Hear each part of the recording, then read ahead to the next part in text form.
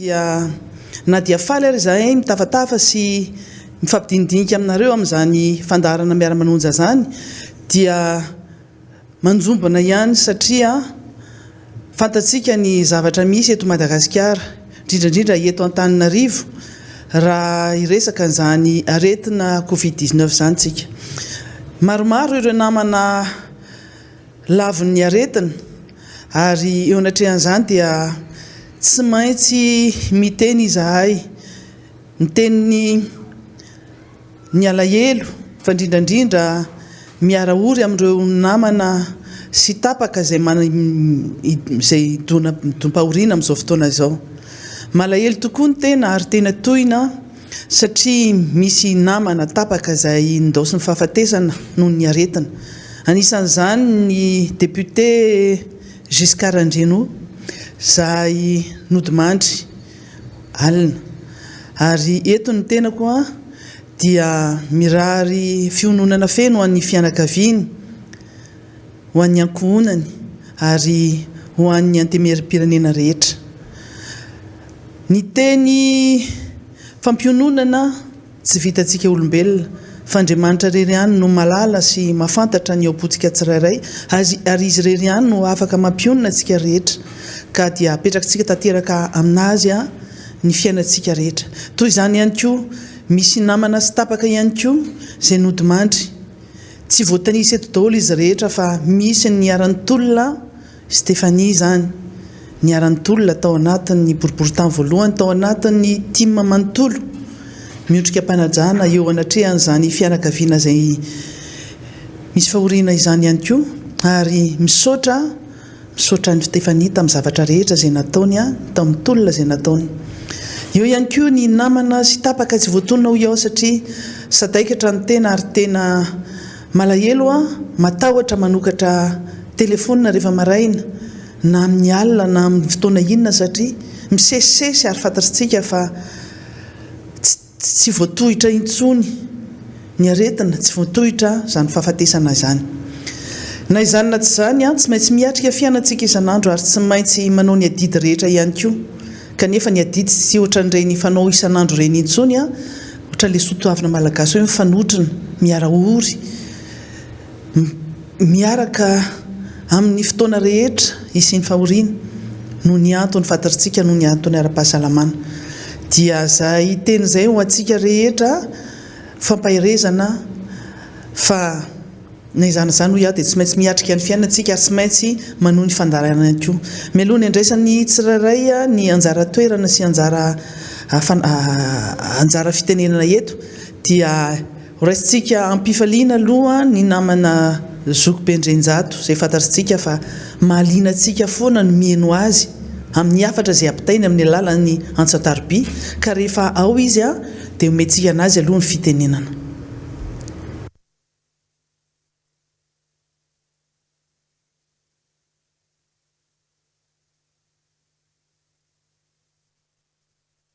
Anohy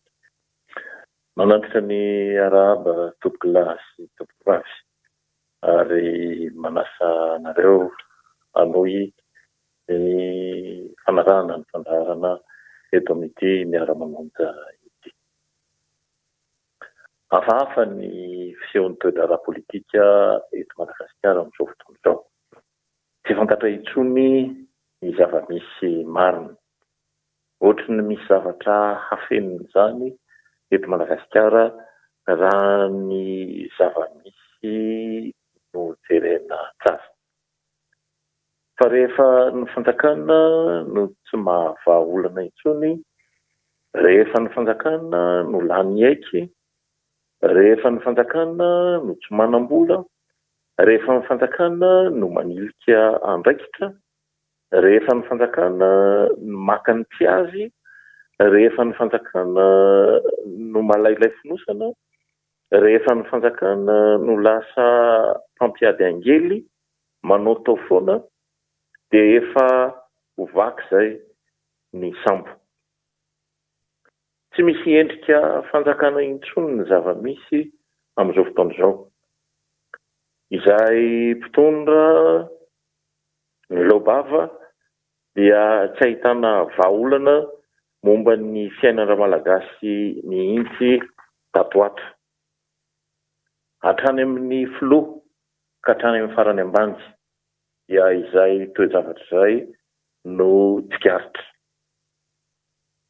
Nandrasana mafy ny kabarin'ny filoham-pirenena Andriamatoa Andry Nirina Rajoelina farany teo, saingy tsy nisy na inona nivoaka tao anatin'izany kabary izany. No heveriny fa valala manidina angamba ny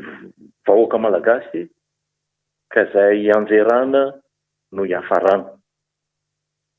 No heveriny fa tsy misy hajany intsony angamba ny vahoaka malagasy ka izay hitsy ny vavany dia afafiny. Ahoana moa no andraisana ny tenin'ny filoha ho matotra sy manaja ny vahoaka entiny raha mifanohitra amin'izay andrasana aminy no avoaka ny vavany. Ohatra, anambarany fa ho fongarina eto Madagasikara ny aretina Covid-19. Ny dikan'izany dia hoe haparitaka eto Madagasikara ny aretina Covid-19. Marina fa izany no atao hoe lapsus linguae raha miteny ianao na lapsus calami raha manoratra ianao. Ny dikany dia hoe fahadisoana eo am-pitenenana na fahadisoana eo am-panoratana. Ho an'ny psychanalyste rehefa mandinika an'izany ry Freud ohatra dia tsy aza-velavela fotsiny ny toe-javatra ohatr'izany satria mila fantarina ny antony finafy nahatonga ny tranga toy izany. Indrindra fa filohan'ny repoblika no nahatafateny toy izany. Tsy nisy nanitsy mihitsy ve ny kabary hafatra solennel nataon'ny filoha Andriamatoa Andry Nirina Rajoelina. Samy tsy nahay ve ny olona nanoratra ho an'ny filoha iny kabary iny sy ny filoha sa ny filoha irery no nanao ny kabary. Ny teknisianina nanao ny fandraisam-peo ve nijery fotsiny fa tsy nahatsikaritra ny fahadisoana goavana izay nitranga. Tsy nanatrika ve ny tompon'andraikitra ambony eo amin'ny prezidansa ka dia nisondrovaka ny filoham-pirenena malagasy. Tsy nisy montage ve azo natao tamin'iny fandarana iny. Tsy azo nialana mihitsy ve iny fahadisoana goavana izay nitranga tamin'ny kabary solennel nataon'ny filoham-pirenena malagasy iny. Sy ny fanontaniana maro mbola azo apetraka satria communication d'État iny natao iny ary nisy hira-pirenena mialoha sy namarana ny kabary ary nisy ny sainam-pirenena teo ankilan'ny président république. Izany hoe tokony ho tena tsy nisy tomika, tokony ho tena lafatra iny kabary iny na izay kabary mbola hataon'ny filoham-pirenena malagasy Andriamatoa Andry Nirina Rajoelina manomboka eto. Efa nisy mantsy teto amintsika kabarina filoha toy iny ary niteraka fionganan'ny fitondrana ilay Zaporifo. Ity aza ambara fa olona tezitra no nilatsa izany fitenenana izany. Tsakitsaky Zaporifo. Ary ny fahatezerana araka ny lalàna dia tsy fahadisoana. Fa ity tena kabary nandrasan'ny olona na ny pomba na tsy pomba ny filoham-pirenena Andriamatoa Andry Nirina Rajoelina. Izany hoe kabary no heverin'ny olona anentanana, izany hoe anome hery ny vahoaka malagasy farafaratsiny. Kanjo kabary nanozona ny vahoaka malagasy raha ny heviteny no resahiny. Ny dikany hahely eto Madagasikara ny coronavirus. Zay ny dikany hoe fongarina. Ny filoha amin'ny rafitra an-tanatohatra eo amin'ny malagasy dia ambonin'ny razana. Satria ny filoha dia voafidin'ny feon'Andriamanitra,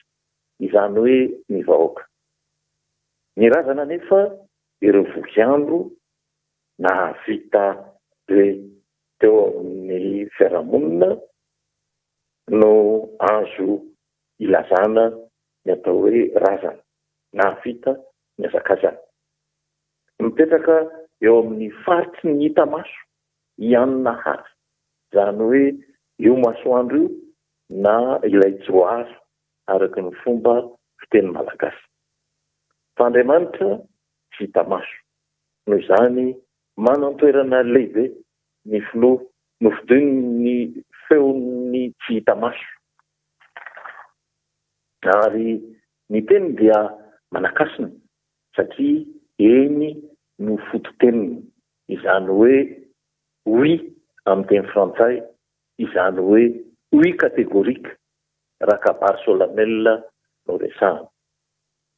Raha manitatra kely isika dia avy amin'io eny io no niavian'ny teny hoe reny sy ny firenena araky ny fanitarana. Noho izany tokony tsy ho diso ny filohan'ny firenena manoloana ny toe-javatra mitranga, indrindra ny manahirana indrindra amin'izao vanim-potoana izao. Noho izany dia maivana sy tsy misy dikany, misy ny loharanon'ny toerana fa dia diso na marina dia alefa fa TGV. Manjary valalanam-bo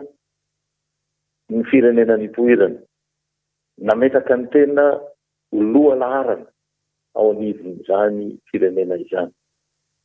Dia ahoana ny fipetraky ny fahadisoana tsipelina faute d'orthographe. Raha mifamadika foana ohatra ny zanatsoratra A sy O, raha ohatra ka vady no tiana hambara, nefa O no voatonona eo amin'ny toeran'ny A, dia ahoana no fitrangana eny amin'ny fahitalavitra na any amin'ny radiom-pirenena. Sangy moa tsy faute d'orthographe intsony, fa ny heviteny mihitsy ny diso. Fongorina sy hoe fongarina. Ny O sy ny A no mifanova amin'izay, fa ny heviteny dia samy hafa dia samy hafa. Eto gaga isika raha tsotsorina avokoa ny zava-misy rehetra mitranga eto Madagasikara. Rehefa ny olona tompon'ny Prime Ministre sy ny ministeran'ny atotany tamin'ny 2024 nitrangany ny tetezamita hafahafa iny no resahina dia azo ny atao ny manao pré-campagne arak'izay tiany, arak'izay traky. Tsy misy famerana ny vola, tsy misy famerana ny fotoana. Navela mihitsy azy izy napiditra fitaovam-piadiana. Navela nanao doublon, navela nanindry olona na dia mbola tsy vita aza ny fandraisam-pahefana.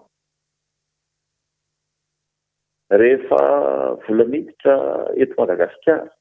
na trosa na fanomezana dia tsy maintsy an'ny filoha, na tsy maintsy misy idiran'ny filoha. Nomena ny atao hoe utilité publique ny fondation Rajoelina. Nahazo koa ny fikambanana sasany amin'ny antokony ny filoha, nahazo koa ny karana naman'ny filoha. Ny dikany hoe utilité publique nefa dia sady tsy mandoetra no mahazo tombon-dainy ohatran'ny fanjakana. Tsy gaga isika raha tafiditra ny coronavirus tamin'ny herintaona, satria mbola miandry ny naman'ny filoha ny fanodinany fisitany. Tsy gaga isika raha tsy mahazo fanampiana hoentina miatrika ny coronavirus intsony ny malagasy, satria heverin'ny communauté internationale fa mbola misy ambiny ny vola nomeny tamin'ny taondasa ary tokony mbola ho ampiasainy ny fanjakana. Mbola gaga hatrany ianao raha maheno fa manao vakansy ny filoha sy ny fianakaviany amin'izao vanim-potoana mahamay ny vahoaka malagasy izao. Feno hipoka ireo toerana andraisana ny marary ny coronavirus manerana ny Madagasikara. Tsy afaka miasa ny vahoaka malagasy, efa mikatona ny faritra rehetra eto Madagasikara. Tsy afaka mitady vola ny vahoaka malagasy, nefa dia tsy misy na tosika na vatsy avy amin'ny fanjakana azo ny vahoaka malagasy amintsika miteny izao. Dia verevitra, very fanahy, ohatran'ny valala voatango ny vahoaka malagasy amintsika miteny izao. Inona no hitsanga, inona no antenaina, dia samy velona mba hahita ny toen'izao tantara izao. Veloma tompoko.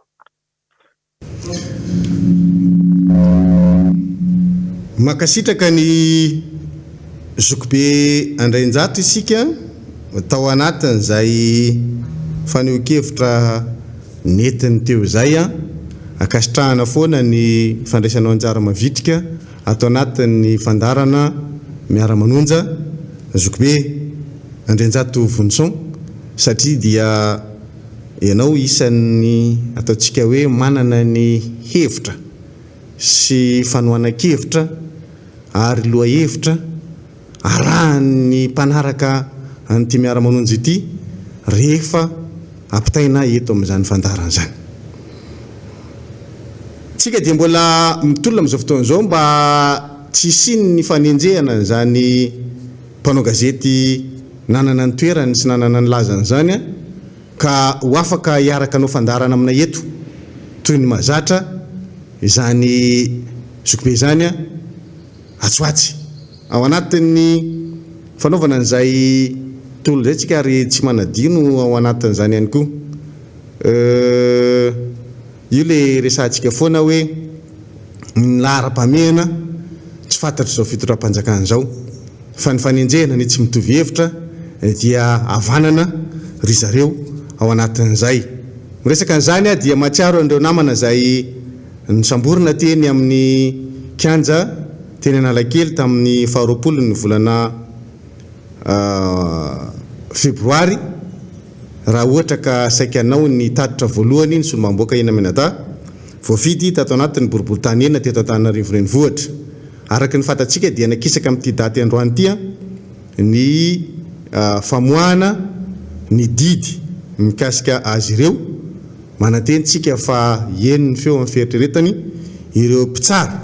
manoloana an'izay ka tsy hitondra an'izay ataontsika hoe famalifaliana ny mpitondra amin'ny hevi-diso sy ny ataontsika hoe fampirorona izay ataony sy ny jadona izay ampiariny ka anara-davahana izany ihany koa ny ao amin'ny rafi-pitsarana etsy Anosy fa mba handray ny fanapa-kevitra araka ny rariny sy ny hitsiny, tsy misy mizana mitongilana na mitanila fa dia natao hialofan'ny malahelo ny fitsarana. Apetra koa ny mikasika an'iny fa iverena kely ny teny izay nentiny ny maître Ranitra Razafimanaantsoa teo am-piandohana mikasika ny zava-misy amin'izao fotoana izao amin'ity resaka valanaretina Covid-19 ity. Tena valalanina ny saina ary tsy mino indraindray rehefa ny olona izay tena hoe mifanerasera sy fantatrao no azahoana vaovao tampoka hoe ndao sy ny fahafatesana. Ohatry ny miodikodina zany ny sainao, mikorotana mihitsy aza ny tena izy satria lasa tonga dia misy panika zany any anatin'ny atidohany hoe fa ahoany fa inona ny tena misy, inona ny mahatonga an'izany, fa dia naninona loatra. Satria misy ireo ataontsika hoe olona izay mifanerasera aminay, na dia tsy andavanandro ary fa eo amin'ny tontolony ny asa, ary tsy ananana olana, tsy misy fijery mifandramatra rehefa mifankahita eo amin'ny toeram-piasana, ary ahitanao fihetsika hoe olombelona rehefa samy tsy misalotra ny loko politika. Izany solombavam-boaka Manakara, solombavam-boaka Ziskara zany dia tsy mba mananady amin'izanizy zany.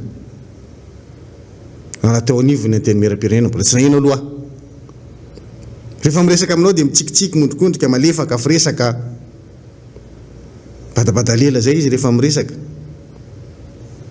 Dia miresaka politika eo, tena afaka miresaka politika mihitsy, akory. Ino tena marina amin'ity raha ty. Izy moa amin'ny sud-est azy dia eo ilay accent sy ny rehetrarehetra, ny dialecte tsy miala, ary tsy miezaka ny resaka aminao hoe malagasy ofisialy marindrano fa ahitanao taratra ny mahavy any Manakara anazy. Tamin'ny 1:10 alina latsaka 10 teo eo alina maneno ny telefona,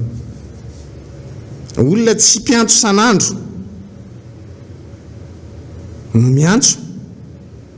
fa gagagaga ianao hoe fa ahoana amin'ny 1:10 latsaka 10. Maka hery raha lafa tena lasa ny solombavam-boaka namantsika Manakara. Teny eo moa dia niantso ny teo anivon'ny arifenitry ny anteny miram-pirenena hoe fa mahafantatra n'ilay vaovao ve nareo fa misy vaovao ratsy mahazo antsika ato anivon'ny anteny miram-pirenena. Dia tapaka tamin'ny Tomasiny koa moa izy. Tena zao amin'ny vaovao vao milatsaka eo aminahy eo. Tsy tapitapitra izay moa taorian'izay dia misesisesy ny publication ireo namana akaiky rehetrarehetra sy mifanerasera taminy mamoaka n'ilay vaovao. Misy namana miantso sady migogogo mitomany namina alahelo mihitsy, tena tsy zakany saiko ny mieritreritra hozy izy hoe nandao antsika Ziskara député any Manakara.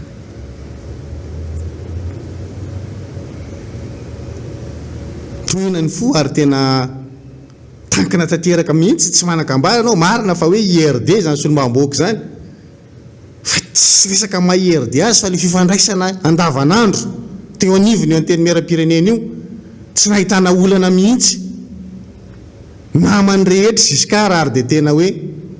mahay miresaka amin'iza na amin'iza.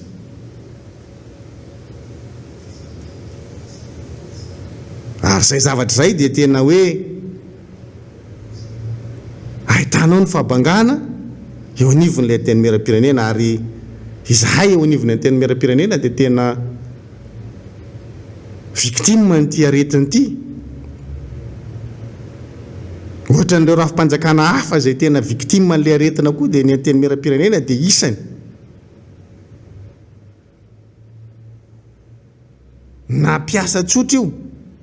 na olom-boafidy io. Marary ny fo ary malahelo saingy sarotra ny manome tsinan'Andriamanitra. Araky ny teny misoratra masina moa misoran'Andriamanitra amin'ny zavatra rehetra, tsy afaka manome tsiny ianao fa tena malahelo ny fo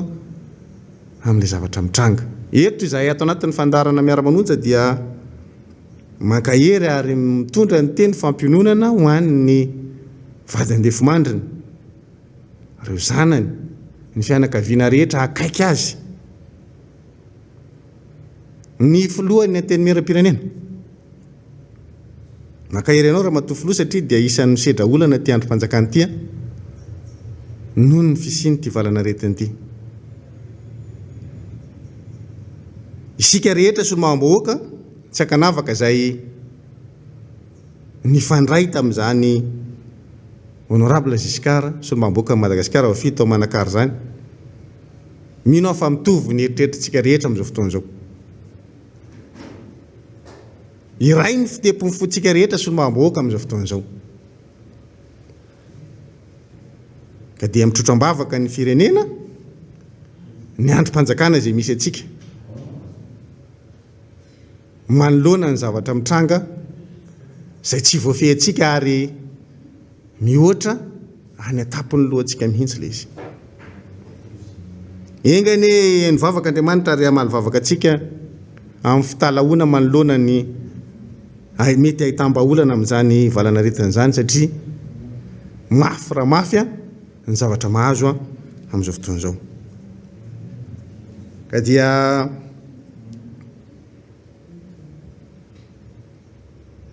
makahery ihany koa ny olona hafa izay fantatra ihany koa fa be re namana izay ndosy ny fahafatesana ary tena mahavalalana ny sainao ny mieritreritra. Maly any andeha tetsy amin'ny 3 zoro fampiresaka tamin'ny namana Bekoto, resaka tao moa zay dia miteny satria izy eo akaiky eo misy an'ilay fanaovana vatapaty eo akaiky eo. Io tapakandro maraina io izy 12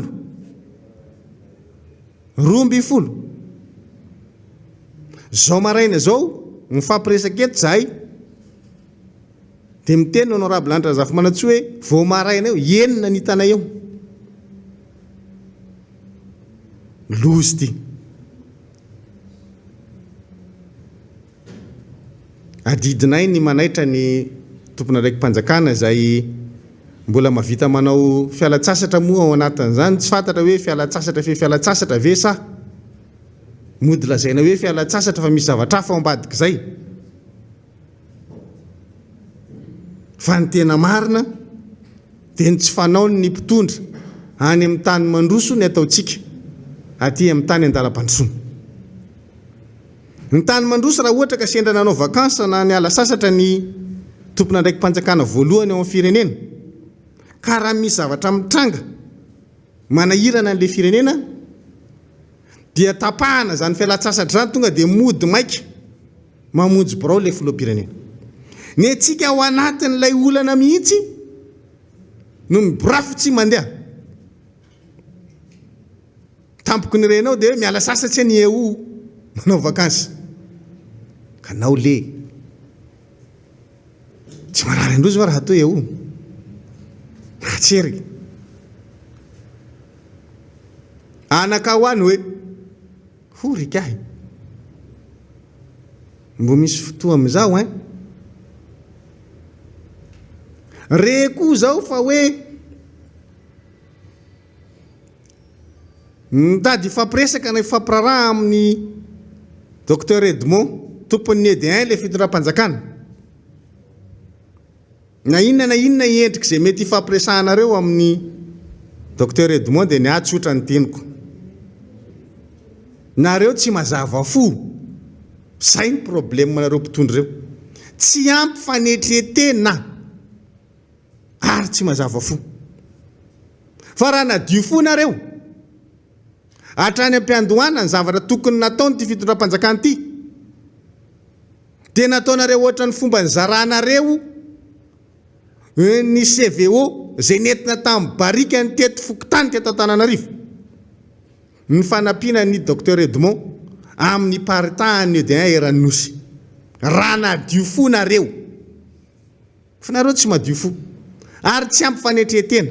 fa ny zavatra nataonareo dia namoaka taratasy tamin'ny alalan'ny tabajotra tserasera mitaky ny Edmond andalo any anivon'ny ministera. Velom-pialonana an'ilay ED1 nareo tany am-piandohana. Ankehitriny nareo isan'ny miara-mihinana amin'ilay vahoaka malagasy an'ilay ED1 ary mihinana parsi any ambadika any. Tsy samy tonona akory nareo hoe nareo ke mampiasa ED1 izahay masamy teny hoe zahay mampiasa an'ilay ED1 fa ianareo tsy samy tonona satria mienatra. Fa rehefa jerena ny kajy ao ambadika izany rehetrarehetra izany dia hoe satria fandrom-bahandra malagasy ny ED1 dia mitady ny hevitra anaovana populisme amin'io indray raha fanjakana na inona endriny fa efa fantatry ny vahoaka fa tsy nadio fo tamin'io D1 nareo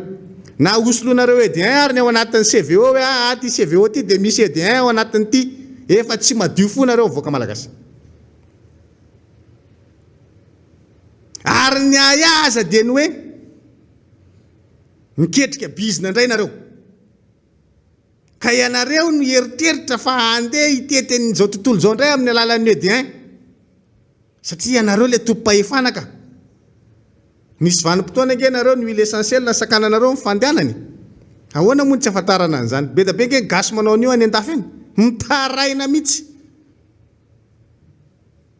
satria maninona tsy madio fo le fitondram-panjakana ataony anakanana zay mety hifaninana amin'le CVO tsy mety anaiky mihitsy nareo hoe tsy masitrana le CVO matoa tsy fandrombahan'ny olona dia fantatry ny olona hoe tsy mitovy amin'ny zavatra hafa ty CVO ty dia tsy misy miasa saina amin'le CVO zay ny tokony anaovanareo fanetretena voalohany miaiky nareo fa tsy afaka le CVO dia ajanona ny fampiasana azy dia soloana zavatra hafa fa ny olona amin'izao dia mitady hoe aiza misy ED1 fampiantso sao dia mba mahita sao dia mba zao fa ny any i koa raha pitsy rafaka pitsy dia le fitondram-panjakana indray no style le ry aloha ry hoe misy ny ED1 zay fitondram-panjakana no mandray tanana an'izany dia zay le teneniko hoe tsy madio fo nareo raha anao an'izany nareo raha pitsy rafaka pitsy naninona tsy natao hatramin'izay fa naninona sakatsakanana le olona ary eto sahako miteny an'ity ty satria ianao rehefa tsy madio fo dia jeren'ny olona maso filany na ho tambatambazinareo nga Edmond na ho terenareo na ho atao tsy haiko zay fomba ampiasainareo rehetrarehetra hoe ahafahanareo kirakirany le ED1 miaraka aminy za mino ary manantena fa tsy hatoky anareo zato isan-jato iny olona iny no ninona no ny zavatra zay sy ny fihetsika zay nataonareo ihany ka ny olona rehefa tsy matoky anao zato isan-jato dia tsy madio fo aminao koa satria anao hitany fa tsy madio fo tsy maintsy misy telo mipetraka ray mandeha foana any misy retenu foana hoe tsy hiteny aminareo zavatra rehetra zato isan-jato izy mino an'izany satria naninona no mitoetra zay nasionareo eto dia misintona ny sainy malagasy rehetra amin'ny fisiny ty valana retiny ty hoe ok zay ho ale fitenenana foana tsy nriko mafy mihitsy ty hoe aretin'ny mpanamboly io tsy aretin'ny mpanamboly io fa arety mandripaky io ary ankoditra izy amin'izao fotoana zao eto amintsika eto Madagasikara noho izany mila mitandriny tsika rehefa tsy nalefa any ampianarana ny mpianatra tsy midika akory zay fa fialan-tsasatra zao tsy vakansy zao averiko indray mandeha rehefa tsy nalefa nianatra ny mpianatra dia tsy midika hoe vanim-potoana ny fialan-tsasatra zao tsia disotsika rova mieritreritra an'izay hoe ka vakansy aleky izy dia asaina milalao any amin'izay rehetra andehanany any mahita baolina ianao etsy baolina ry tournoi etsy tournoi ry eo mitangorona eo lasa le ankizy makany milalao mivezivezy eraky ty tanàna rehetrarehetra ty mitovy amin'le vanim-potoana fialan-tsasatra hoe vakansy reny ny mpianatra amin'izao fotoana zao no ninona no le ankizy alefanareo mivoaka ny trano tsy fialan-tsasatra zao fa tsy nalefa mianatra le mpianatra no ninona no ny tandrotsika ny fahasalamany tsirairay noho izany io ankizy alefanareo milalao io tsy mitovy amin'ny tanjak'ireo ankizy ireo ny tanjakintsika olon-dehibe tadidio zay mahatonga nitenena foana misy ny atao hoe marefo amin'ity aretiny ity dia iteninareo rehefa aveo hoe zay nge magaga mihitsy fa vony efa tsy mivoaka ny trano mihitsy enao tsy mivoaka ny trano manaiky fa le ankizy eo aminareo raha any ambom-ponareo mipetraka any Mantresa izy no milalao raha any Alasoronareo no mipetraka any Avoloa izy milalao dia mieritreritra ve ianao fa tsy misy valana retina ho azony amin'izany toerana lehany zany raha ao Betongolo anao mipetraka any an-tsena Besarety izy nita any 67 hectara anao mipetraka moa dia efa tsy teneniko tsiny aiza zany ny tany tratrany zay manodidina rehetra ka fen'olona ao a tratrany daholo miverina izy rehefa hariva iny tongony maloto avy any iny izy avy nanao baolina iny atsemboany sy zay fampikasikasony tamin'ny namany rehetra ro tonga dia any ambony fandrina asainao misasa izy kamo dia io izy ianao hoe za tsy mivoaka ny trano fa maninona kay zany vo satria le porteur sain tsy iza fa le ankizy kely ao an-trano le ankizy 20 taona 12 taona 12 taona 15 taona amidy reo mandeha satria tsy mianatra izy amin'izao fotoana zao dia isika ray aman-dreny a tsy sarotiny tsy miteny azy hoe rehefa tsy mianatra dia raiso ny kahie dia ato an-trano ny mianatra lasy izy voatetiny ny faritra rehetrarehetra voatetiny ny fokotany manodidina mandra-parivin'ny andro sakafo izy miverina eo atsipiny sotro lasa indray efa misy misika ho altirnary ndao ananarana atsika rehetra zay ny olana amin'ilay resaka hoe aidy analamanga fa le fidina analamanga ane mihidy amin'ilay faritra ny ivelan'ny analamanga fa ny ato anatiny ato inona mifepetra ny raisina tsy misy tamin'ny confinement antsika voalohany dia efa niresaka an'ity zavatra ity tamin'izany fotoan'izany hoe io ange raha ohatra ka tratran'ny peste tsika teto Madagasikara na tamin'ny andron'ny amiral zany na taty aorinan zany nisy peste teto Madagasikara ny système nampiasaintsika dia resaka quarantaine nalaina ny tanàna anankiray ohatra nisy fotoana efa netiko teto zay tamin'io ampitambe zay raha tsy diso ampitambe milalana moramanga laka loatra tamin'ny lalany machine zany tamin'ny machine tamin'izany fotoana zany hoe mandeha train ianao mla dia rehefa mandalo teo ampitambe ny train tamin'izany fotoana zany dia tsy mijanona hoe inona mahatonga an'le train tsy mijanona eo ntsony nefa are eo a dia hoe misy fanaovana quarantaine n'ilay tanàna satria nisy peste tao dia tsy mijanona ny train fa mandalo fotsiny dia amin'ny gara manaraka izy vao mijanona zay ny zavatra natao tamin'izany fotoana zany tamin'ny andro amiral lideratsiraka zany tamin'ny repoblika faharoa mandeha ny eo dia tadidiko zany na dia mbola kely ary tamin'izany fotoana zany matadidy hoe zay ny zavatra mitranga teo amin'io a gara io zany tsy mijanona ny train mitovitovy amin'izany système zany tokony ampiasaintsika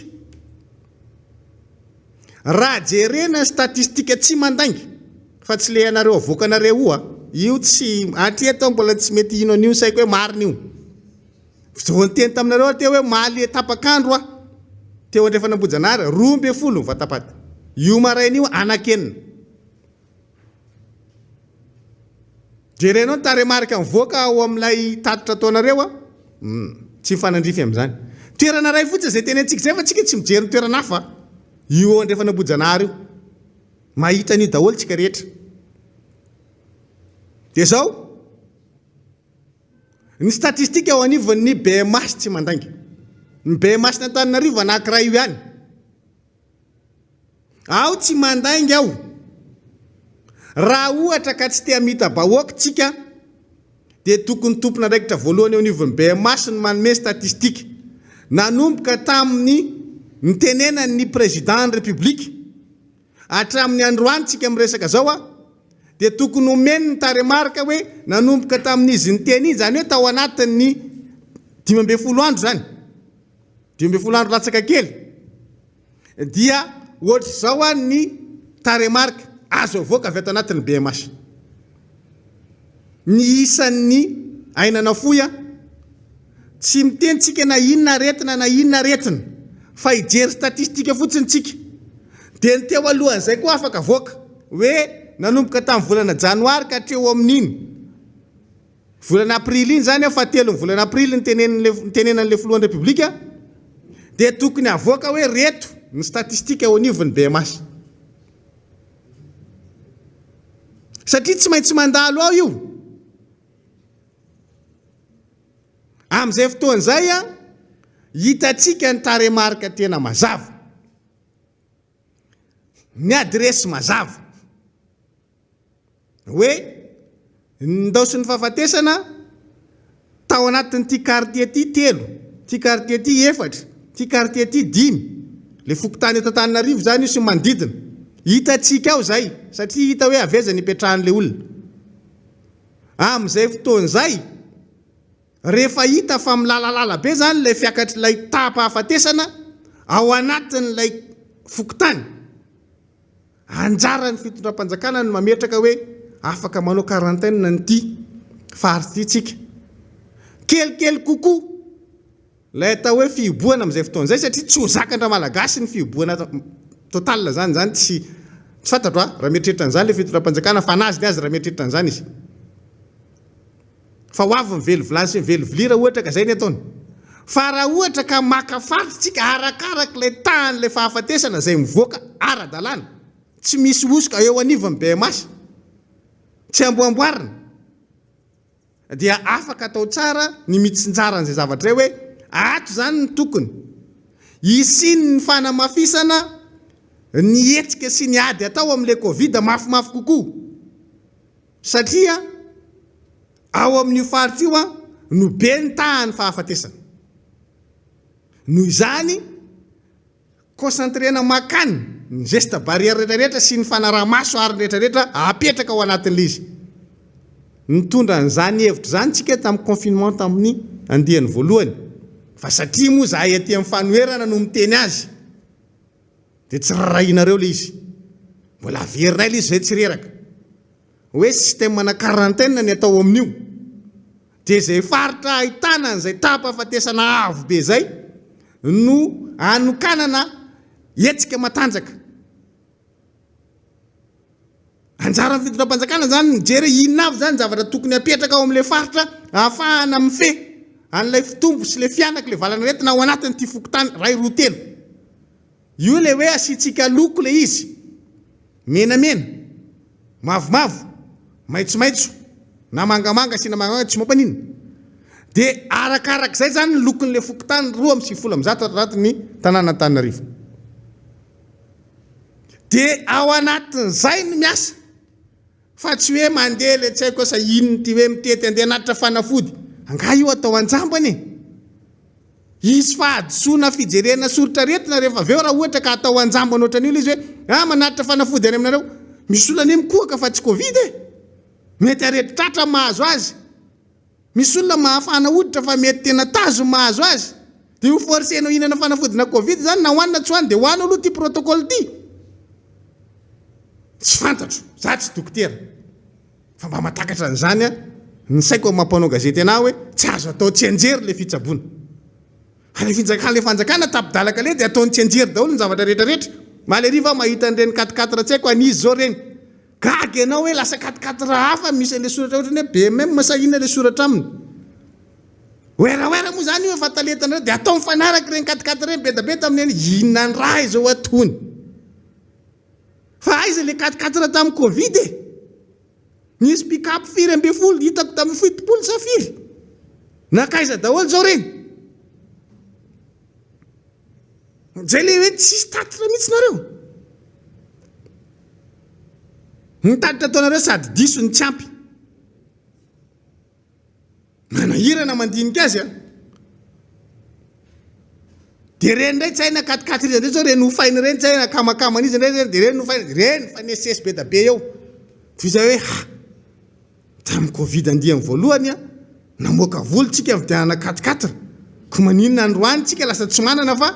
4-4 olona tsotra mihitsy izy efa jerevanao satria samy hafa le tomobile fa tsy mitovy mifanenana eo andohana analakely eo zany maleriva dia manao détresse daholo dia efa hainao hoe raha fanjakana indray ty inona zao tony dia anao inona zao tony le zavatra tena pratika zany tsy anana ny fanjakana io fa ny miedinedina manao sy ivelany ainy zay fa maninona raha zay zavatra tenentsika zay ohatra hoe sosikevitra ny antsika hoe fantaro aloha hoe aizany ahitana le tapafatesana enjana be ary miakatra be dia farito le faritra anaovana an'le hetsika ataon'le tompona ndraikim-panjakana. Akoatra ny resaka oxygène sy ny resaka herinaratra zany a. Ny oxygène moa efa tena grave be mihitsy izy amin'izao fotoana izao hoe zay mampitabataba ny olona.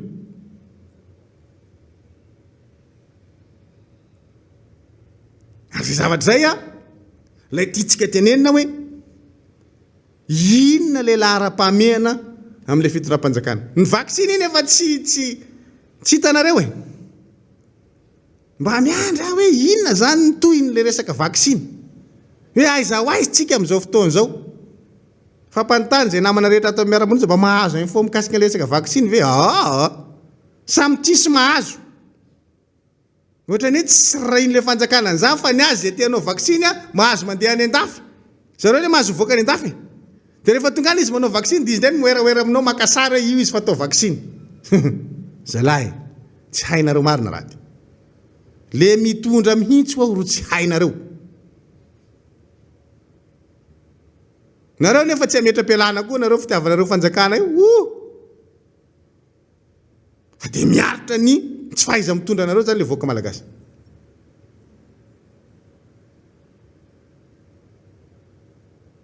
Zay ne le olana androany. Trop loatra ty resaka kamakama anareo ty.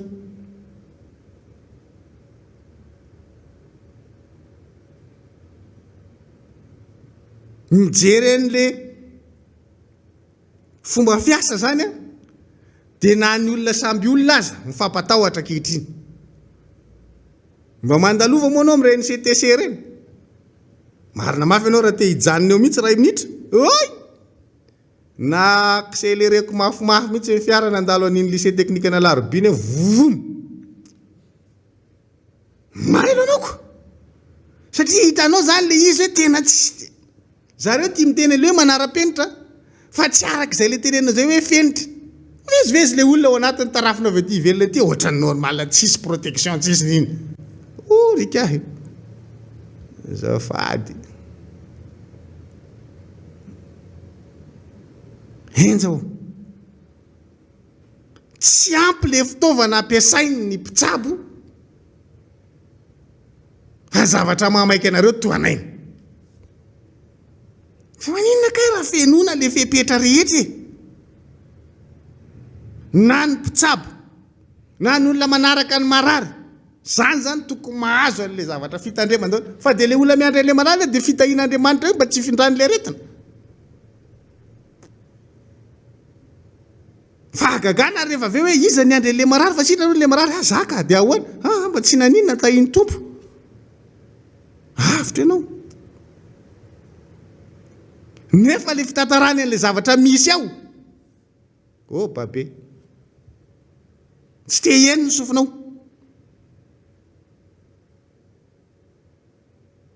Ty fitondram-panjakana ty mialatsiny amin'ity fiteny ty fa ty tena aizako malaza anazy fa tsy hitako ny dikany amin'ny malagasy ofisialy tena malaza anazy fa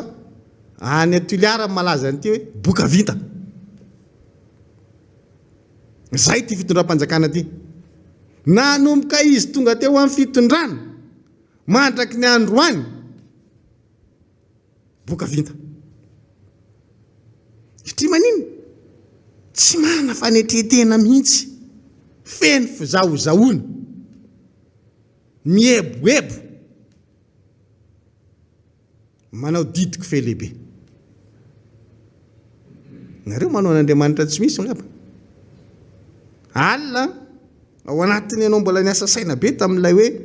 fahafatesan'ny sombam-bahoaka namana Giscard. Dia mahazo afatra ianao zany eo satria ianao zany hitan'ny olona hoe en ligne tampoka hoe tsy matory zany dia mahita an'le accident teo bypass. Trop zany. Dia tena gaga ianao hoe fa inona daholo ary zany rehetrarehetra zany mitambatra e. Tsy hoe ty fanjakana ty mihitsy ve nefa boka vita sa manao akory? Enjana be le zavatra misy ny ahy zany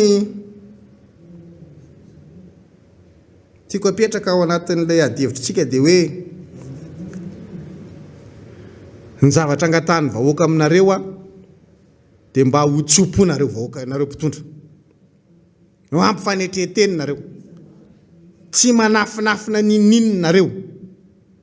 ary mitsotra marinareo rehefa ohatra ka tsy hainareo le izy na tsy vitanareo oka izay le fiedinedenana satria zavatra misy a mijery gazety ianao zany dia rehefa mivoaka le resaka ny amin'ny gazety mpiseho isan'andro dia hoe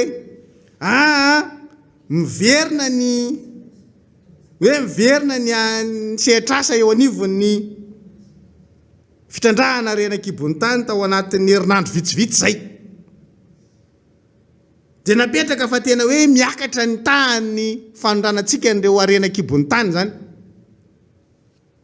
kakitsika maheno ny zavatra ohatran'izany hoe dia iza zany zao no fitahan'le ministry ny arenan-kibony tany amin'izany hoe miakatra ahoana le izy avy amin'ny alalan'inona monsieur le ministre mba teneno hoe azavao inona ny nampiakatra azy satria ny orinasa mikarakara ny kirakirandreny hoe nikatona tao anatin'ny fotoana maro nandritra n'iny confinement antsika voalohany iny tao anatin'ny 24 zany a nihitsoka ny aktivité raha resaka arenan-kibony tany zany ka hoana ny tenenareo fa ny tombo ny tahany fanondranana iza ny fitahan'le ministry ny arenan-kibony tany amin'izany monsieur le ministre hainao tsara ngamba fa za tsy mila manazava satria ianao olona manam-pahaizana misehitry ny resaka arenan-kibony tany tapaky ny volana décembre 2020 nareo vao namoaka version électronique ny LP1 fa azahoan-dalana manokana hitondra lay produit brut zany amin'ny resaka arenan-kibony tany tapaky ny volana décembre tompoko mi décembre ny version électronique anio vao nandeha fa talohan'izay io tsy nisy nifoananareo talohan'izay tsy nomenareo alalana ny olona ko avy amin'inona ary ny ampiakatra azy tampoka tsy ahoana eo iza ny fitahanareo mi décembre ave dia mandra-patonga antsika androany dia tonga dia niakatra be ny tahan'ny fanondranantsika nefa raha malala hoe mikatso le activité noho ny zavatra sy ny fanapa-kevitra ny ray sy ny fitondram-panjakana malagasy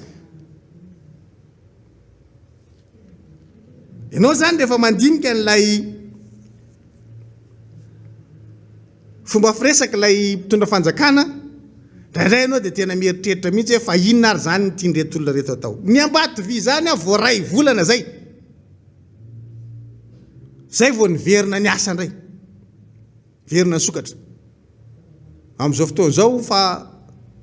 mahazo vaovao majinijinika tsika avy any fa maromaro amin'ny mpiasa ao anivon'ity orinasa ity ihany koa no mitondra ny tratran'le valana retina Covid-19 amintsika miteny zao dia ahoana moa zany a tamin'ny fotoana ohatrany ahoana le nanaovana le fanondranana monsieur le ministre mba teneno anay hoe teto io naondrana io dia etanizy ary le naondranareo nampiakatra be asa na lefa nareo tsokosoko amin'ny alalan'inona mba anaovy mangarara kely fa le miteny fotsiny ohatran'izay ohatran'ny fanahany anytsika ohatran'ny fanabarabara amin'ity zavatra ity adidina isomba mboka manao zay fanaramaso zay dia mitaky zay hoe ay zary le document fanandrify amin'izany mba pibleo jerentsika hoe reto avy reto ny nanondrana zao ny entana naondrany zao ny abetsany zao ny fatrany hoe zao taonina nalefa mikasika an'ity dia ty dia ty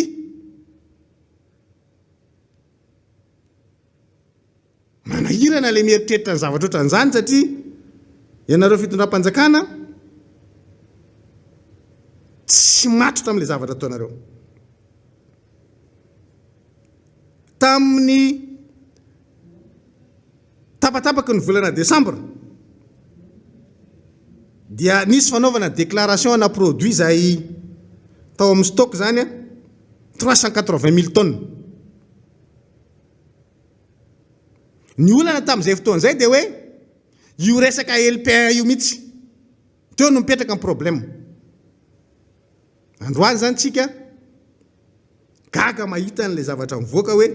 niakatra ny tany fanondranana teo amin'izay resaka Harena Kibontan zay. Nefa fanandrify tamin'ny resaka déclaration natao tamin'ny tapaky ny volana Desambra io, problème na LPN no mipetraka tamin'izany fotoana zany. Monsieur le ministre, aza barabaraina ilay voaka malagasy. Za eto dia tehaka heriny namana solombavambahoaka honorable Siteny Randriana Soloneko. Aro averintsika ny feo rehefa tonga izay fotoana zay. Fa raha ny fahitako ny fihetsiky ty mpitondra fanjakana misy anao ty rahalahy. Alatsiny fa hiara asa amin'ny Bezituliara. Bezituliara zay nilazana sy nanaovana wata politika tamin'ny hetsiky ny solombavambahoaka 3 mbola nanatsika ny feo amin'izany averintsika iny amin'ny fotoana mapety azy. Ny ministra amin'izao fotoana zao no nanao valandresaka tamin'izay fotoana zay mikasika ny asa ataony Bezituliara tamin'izany niaraka tamin'ny Andriamatoa Jona Rampiana hoe tsy mety amin'ny Toliara io. Androany nareo zany hivola hoe mety amin'ny Toliara ndraiky io satria tsisy drala nareo za hivolanako ny rahalahy Siteny io hoe miomana fa fanjakana misy anao toy androany hivalika aminao. Satria zay le zava-misy zahay zao ny teknisianina miara-miasa aminay aminatin'ny ty miara-manonjy ty nidina tany amin'ny atiala farak'izay lavitra any amin'ny Toliara faharoa iny nijery ny foto-drafitrasany Bezituliara io tamin'izany fotoana zay tsy nekeny le vahoaka ny Toliara faharoa tamin'izay fotoana zay. Niaraka taminay tamin'izany solombavambahoaka Madagasikara Siteny Randriana Soloneko ary nanao tsitsika tamin'le vahoaka ny Toliara hoe zaho tsy hivadika aminareo amin'izay aho fa tsy raha mbola zaho aloha zany dia tsy hagneky hiasany Bezituliara. Fa raha toy rahalahy fahitako azy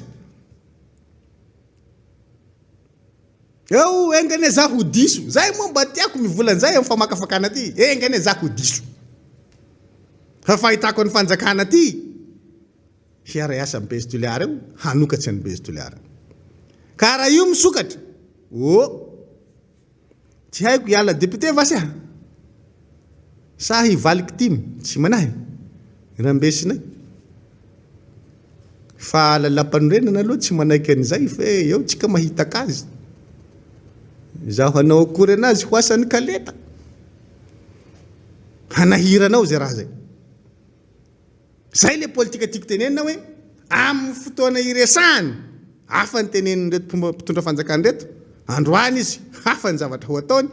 ary izy ny tsy ampitovy-hevitra an'zareo dia io ny ahy zany eto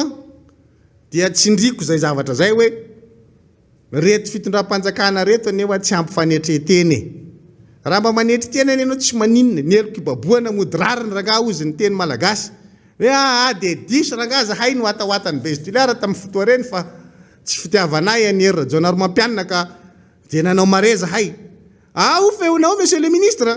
tsy no ataonao fa ny fafanay aia najarinay soa hoe toy raha iny ho avy fotoa ila azy aboakinay ndraiky raha ty maresa fanao tamin'io. Ao ka raiky ny volaninao iny hitondra fampandrosoana ho an'ny Toliara Bezituliara fa mbo tsy iny fa le raiky mare iny mihitsy ro apolitsika eto. Soa tsy ho tseriky le olo zany androany hoe zao kay omby raha dia ato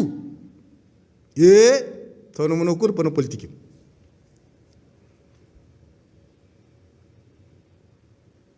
Ka zay zavatra zay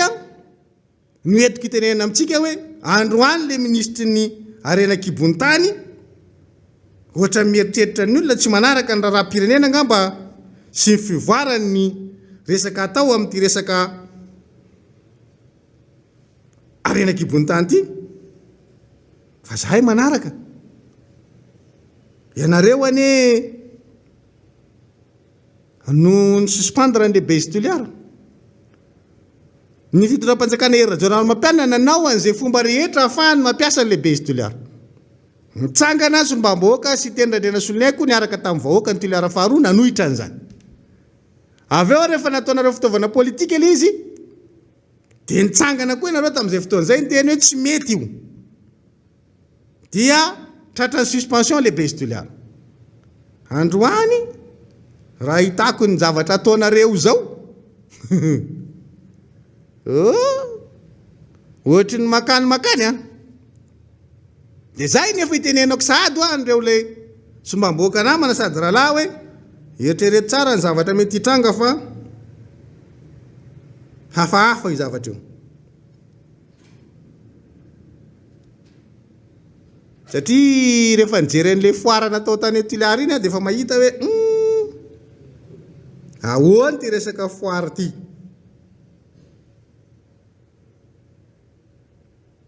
dia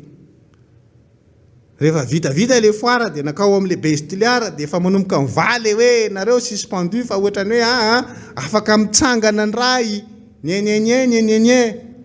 eka angao andeha aleo andeha ozy ny sombamboaka Rasimana Paul Bert zay dia aleo andeha dia ho hitantsika eo fa zahay mamerina ny teny nataonareo fotsiny efa saiko averiko androany ary fa zay sao dia aloha loatra aloha iandriandry kely dia averinay le feo hoe njay lay feo dia samy tsaray ny zavatra nyteneniny teto e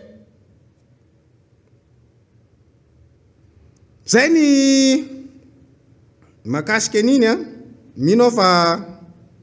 samy manaraka ny zavatra rehetra mitsanga eto amin'ny firenentsika ary samy mijery ihany koa ny fivoarany toedra raha politika amin'izao fotoana izao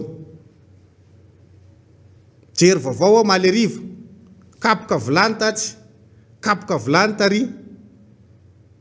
marary ny olona ny dikan'izany ny fanjakana zany a mila mahay maka fepetra mifanandrify amin'ny filan'le vahoaka fa raha tsy zany dia hitatra io kapoka vilany io dia lazay fa nitimma indray ny ambadika io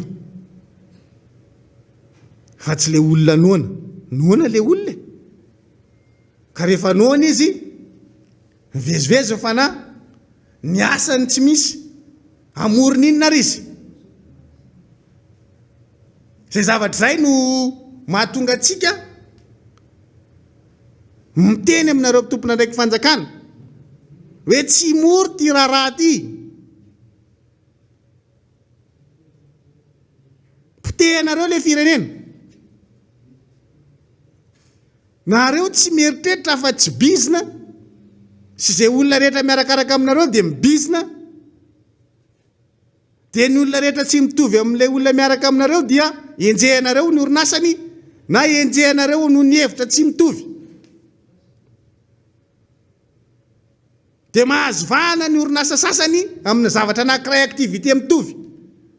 satria maninona satria miaraka aminareo ka amin'izao fotoana izao nge ny olana zao raha nyresaka an'le chocolat maly normal nareo raha nienjika ny triple eko chocolat nge mifaninana amin'ny triple e amin'ny resaka ronono sy zavatra rehetra ahodina avy amin'ny ronono mandray ny ronono reo tambanivohitra any amin'ny manodidina natsirabe sy ny sisiny ady vakaiky zany ilay triple e reto mahazo avarapatana aminareo ny karana dia re no mena sehatra dia ty vonona le orinasa malagasy atao zikatona le orinasa malagasy misy faran'io zay dia miteny an'izay misy farany io dia aza mieritreritra raha pisy raha afaka pisy nareo manao valifaty tsy valifaty fa le famonoana ny orinasa malagasy ho amin'ny tombotsoany ny orinasa tsy gasy mba mandreraka anao ihany mieritreritra anazy nefa zavatra mitovy ihany io dia maninona mitarano fa tsy samy eo ihany nefa vazo mitovy zay zavatra zay no mahatonga n'ilay ataontsika hoe fijery masika avy ety amin'ny fanoherana amin'izao fotoana izao ho anareo tompona ndraiky mpanjakana ary natonga anao maly nitondra ny famakafakana zay netiko taminareo iny hoe ny vahoaka dia tsy tokony miantehatra raha tsy amin'ny heriny ihany ny vahoaka dia tokony hahatsapa hoe feno sa tsy ny kapoaka eo aminy fa rehefa feno ny kapoaka dia anjaranao vahoaka no mitsangana manaitra n'le fitondram-panjakana zay mitondra anao fa raha reo ny andrasana ho taitra ny azy zavatra fa mbola manaitra anazy aloha androany ny zavatra tsy fanao any amin'ny tany mandrosony ataontsika dia amin'ny tany an-dalam-pandrosoana dia petraka eo aloha ny anazy zany iny ny famakafakana tamin'ity androany ity satria ifandimbiasana ny toerana eto satria efa eto daholo koa re namana rehetrarehetra reo efa tonga aty amin'ny studio miraba ny namana faniry izay efa eto akaiko eto izy ndray no anohy ny famakafaka atsika fa anjara nareo vahoaka ny mieritreritra za zany dia mametraka an'izay hoe anjara ny vahoaka ny mieritreritra hoe inona ny ady ataony sy ny ady tokony ataony mba ahafahany mandrindra ny fiainany aza miandro fitondram-panjakana tsony fa itsika samitsika ihany no tsy maintsy mifampife ao anatin'ny zavatra ohatran'izao ho tonga amin'ny resaka auto-confinement tsika amin'ny farany rehefa tena hoe samy tonga saina ao anatin'izany zavatra mitranga zany ary tsy hanamaivana an'io valana retina zay misy eto amin'ny firenena malagasy io satria handripaka atsika io raha ohatra ka ny fanjakana no andrasantsika fa itsika samitsika ny mila tonga saina aingana ary mandrindra an'izay rafitra rehetrarehetra mapety atsika fa tsy miandry fanjakana makasitraka atsika rehetra naraka an'izay anjarako zay ahoana ny fahasalamana faniry ao tsara mety zany fizary ny fandaratsika makasitraka ny solombavamboaka ny Madagasikara voafidy tao Ambatondrazaka isika Fidèle Razarapera nitondra izay vaovao sy famakafakana izay mbola manaraka ny miara-manonja ihany isika amin'izao fotoana izao atsika eto an-toerana sy any ampitan-dranomasina any izay miezaka manapaka mandray tsy tapaka zany ny fandarana amin'izay fomba rehetra andraisantsika azy indrindra moa zany amin'ny alalan'ny YouTube sy ny Facebook mivatana sy ny fahitalavitra ary ny radio eto an-toerana na ny MBS io na ny radio Madana ny AZ radio ny zava-misy aloha député Fidèle Razarapera sairatsirana ihany itsika miarika ny raha tahaka izao satria dia fahafatesana maro zany no asendranomaso vao manokatra ny tambajotra sosialy miaino ny vaovao amin'ny aino aman-jery mahazo reo antso atarby samy hafa ihany koa amin'izao fotoana izao dia mitondra ny teny fampiononana zany efa nentiny namana solombavamboaka teo ho an'ny fianakavian'ny solombavamboaka Andriano Ziskara ho an'ny vahoaka ny Manakara amin'ny ankapobeny manokana satria dia manana olom-bofidy izany vahoaka ny Manakara izany amin'ny alalan'ny solombavamboakany mitondra ny teny fampiononana ihany koa satria dia nisy trangan-javatra napalahelo niseho maly teny bypass teny tokotokony tamin'ny 7 ora alina teo eo zany izay ny tranga tsy lavitra akoriny zany ny fahafantarana maro azy moa zany dia ny misy ny dépôt ny Olsim izay eny amin'iny commune Ambohimangankely iny zany hoe tetia amin'ny ronjato 500 metatra miala ny rond-point be any Ambohimangankely dia hiazo amin'ny bypass nisy an'izay avy taty akavanandalana dia hiazo an'ny bypass iny no nisy iny zay sprintena zay ny fandona tamina remorka zay nijanona akavanandalana ny vaovao fantatra zany amin'izao fotoana zao dia sivy no namony ainy tamin'ny zay aloza mpiarakodia alina izay misy ny mbola tsabona amin'izao fotoana zao ary ao anatin'ireo tsabona ny mpamiliny zany fiara izany zay misy fahatapana ihany koa zany ny amin'ny vatany ary dia fantatra zany fa dia ny sotro zava-pisotro misy alcool ny mpamily ary ny mpanily mpanampy dia fantatra hatramin'ny alina zany fa dia ny ala ny toerana zay nisy an'izany loza mpifamovoizana izany trangaly zany rehetrarehetra izany ary ny fahatelo zay hitondrantsika an'izay hoe fampiononana ho an'ny rehetra izay dia maro dia maro mihitsy ny vaovao zay miparitaka amin'izao fotoana izao ny amin'ny fahamarony ireo lavon'ny valana retina coronavirus ao ny talehana orinasa ao ny mpianatra ao ny azo lazaina fa voatsela kory niarika ny raharaha-panambadiana dia nandao sahady amin'izany tany izany no ilay covid-19 ao ireo ray aman-dreny zay somary efa hoe zokonjokony ihany ny zava-misy aina ny vaoaka malagasy zany amin'izao fotoan'izao dia marobe ireo lavo ny covid-19 akoatra ny tsy fitandremana zay nresantsika teo fa ho an'izay tsy fitandremana zay dia raharoantsitsika ihany zany mba mampita hafatra ho an'ny eo anivo ny fiadina ny tanàna commune ambanivohitra Ambohimankakely ho an'ny ministera ny asa vavety mba hametraka ihany koa zany caseur de vitesse tsy lavitra ny io dia po olsim io zany ny fivoahana eny amin'iny are ny olsim iny zany satria dia maro de maro no mampiasa izany lalana izany ary ny fampiasana izany lalana izany kanefa dia misy zay fiarakadio izay mandeha mafy na avy aty akavian-dalana na avy any akavanan-dalana marobe nefa ireo mpianatra vao maraina sy mivezivezy ary ireo mpiasa zay mivezivezy amin'iny toerana iny satria dia iny toerana iny moa zany dia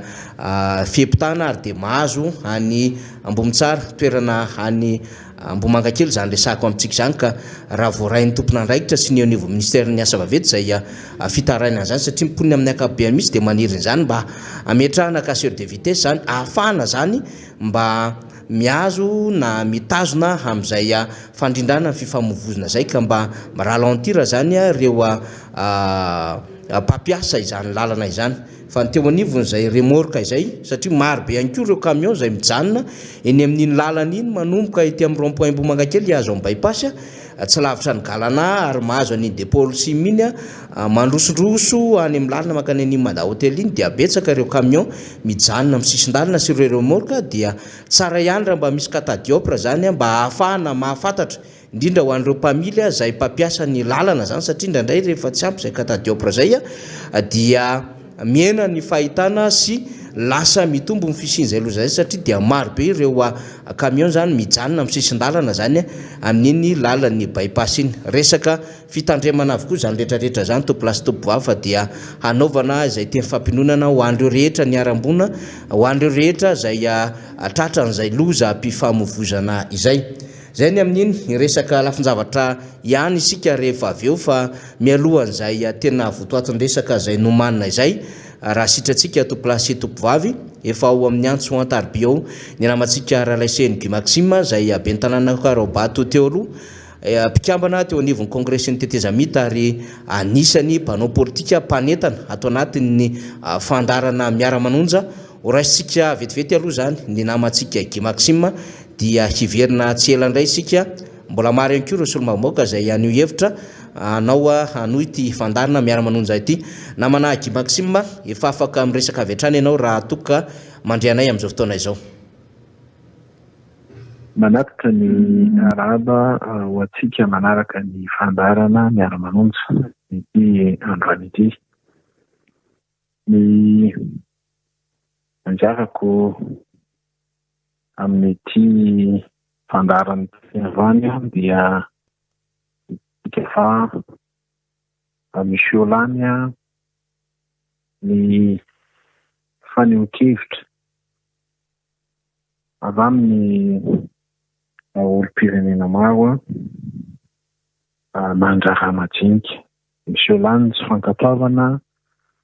ny fanapa-kevitra voaraisy ny fanjakana mahakasika ny fipetra ara-pahasalamana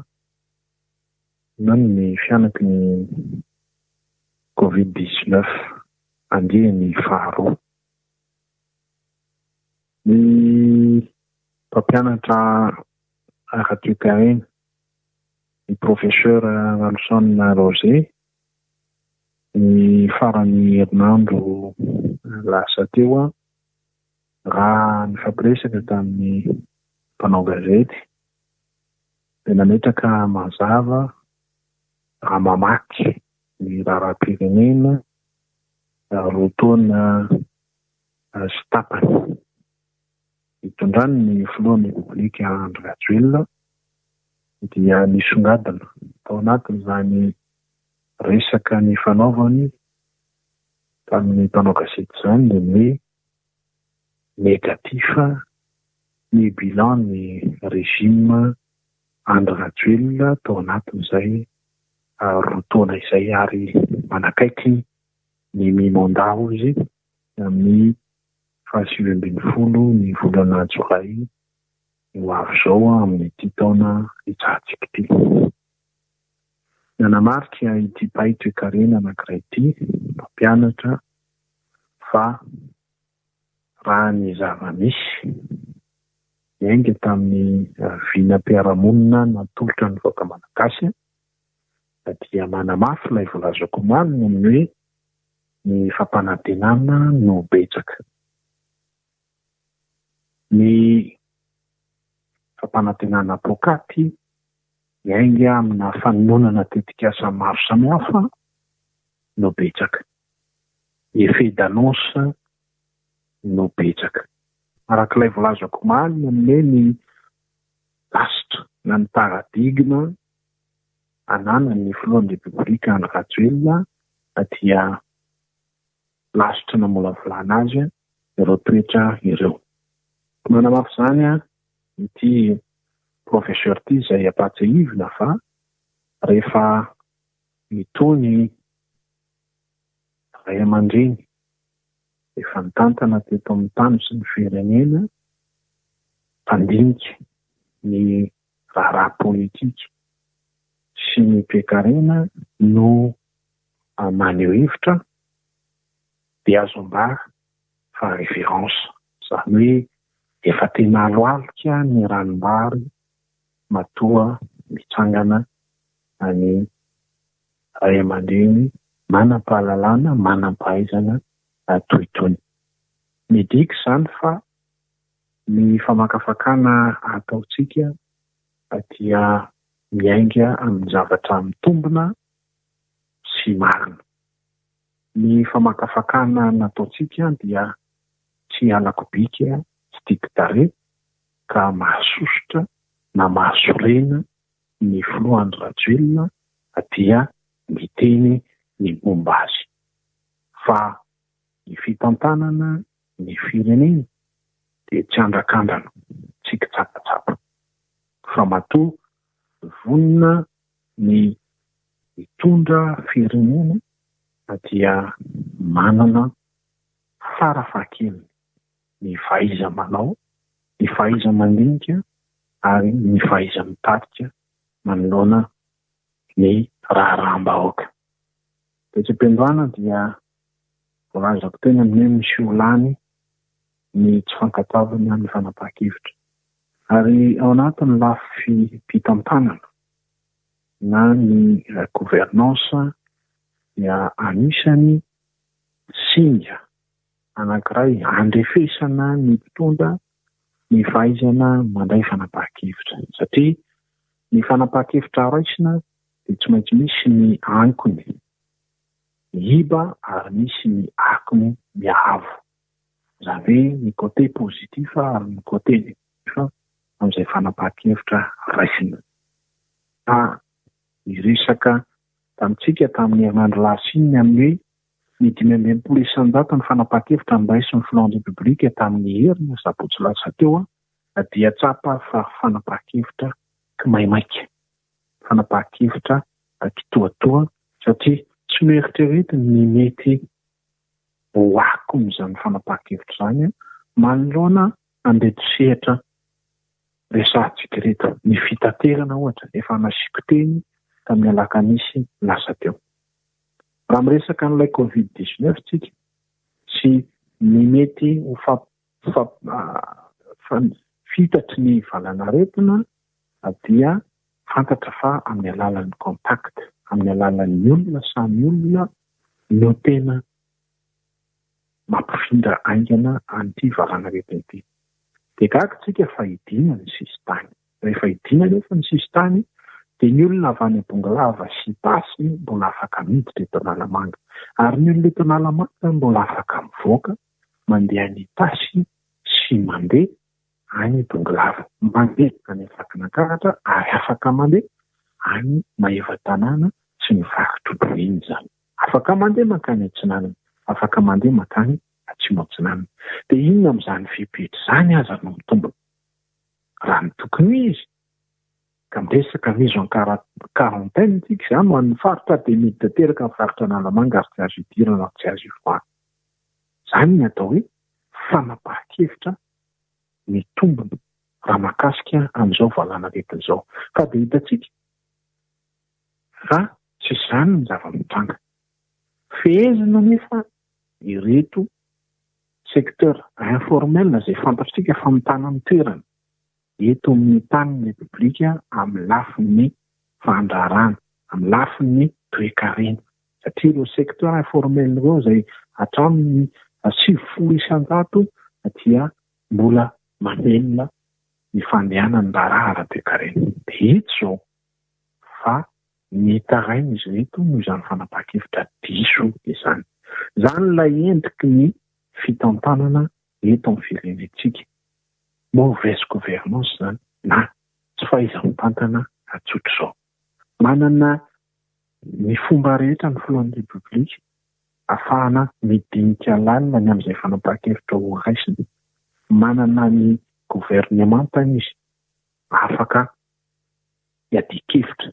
ny amin'ny fampiarana an'izany. Fa io no mahatonga antsika ombenombeno ny filohan'ny repoblika dia sady prime ministre no sady ministre no sady ben'ny tanàna no sady lehibe ny mifokotany ataony avokoa ny raha rehetra no sady manao ny asa ara-tsosialy mizara ho an'ny olona marary amin'izao tsisibeny izao mizarazara. Dia izany no tsy mampandeha an'ilay fiainan'ny firenena.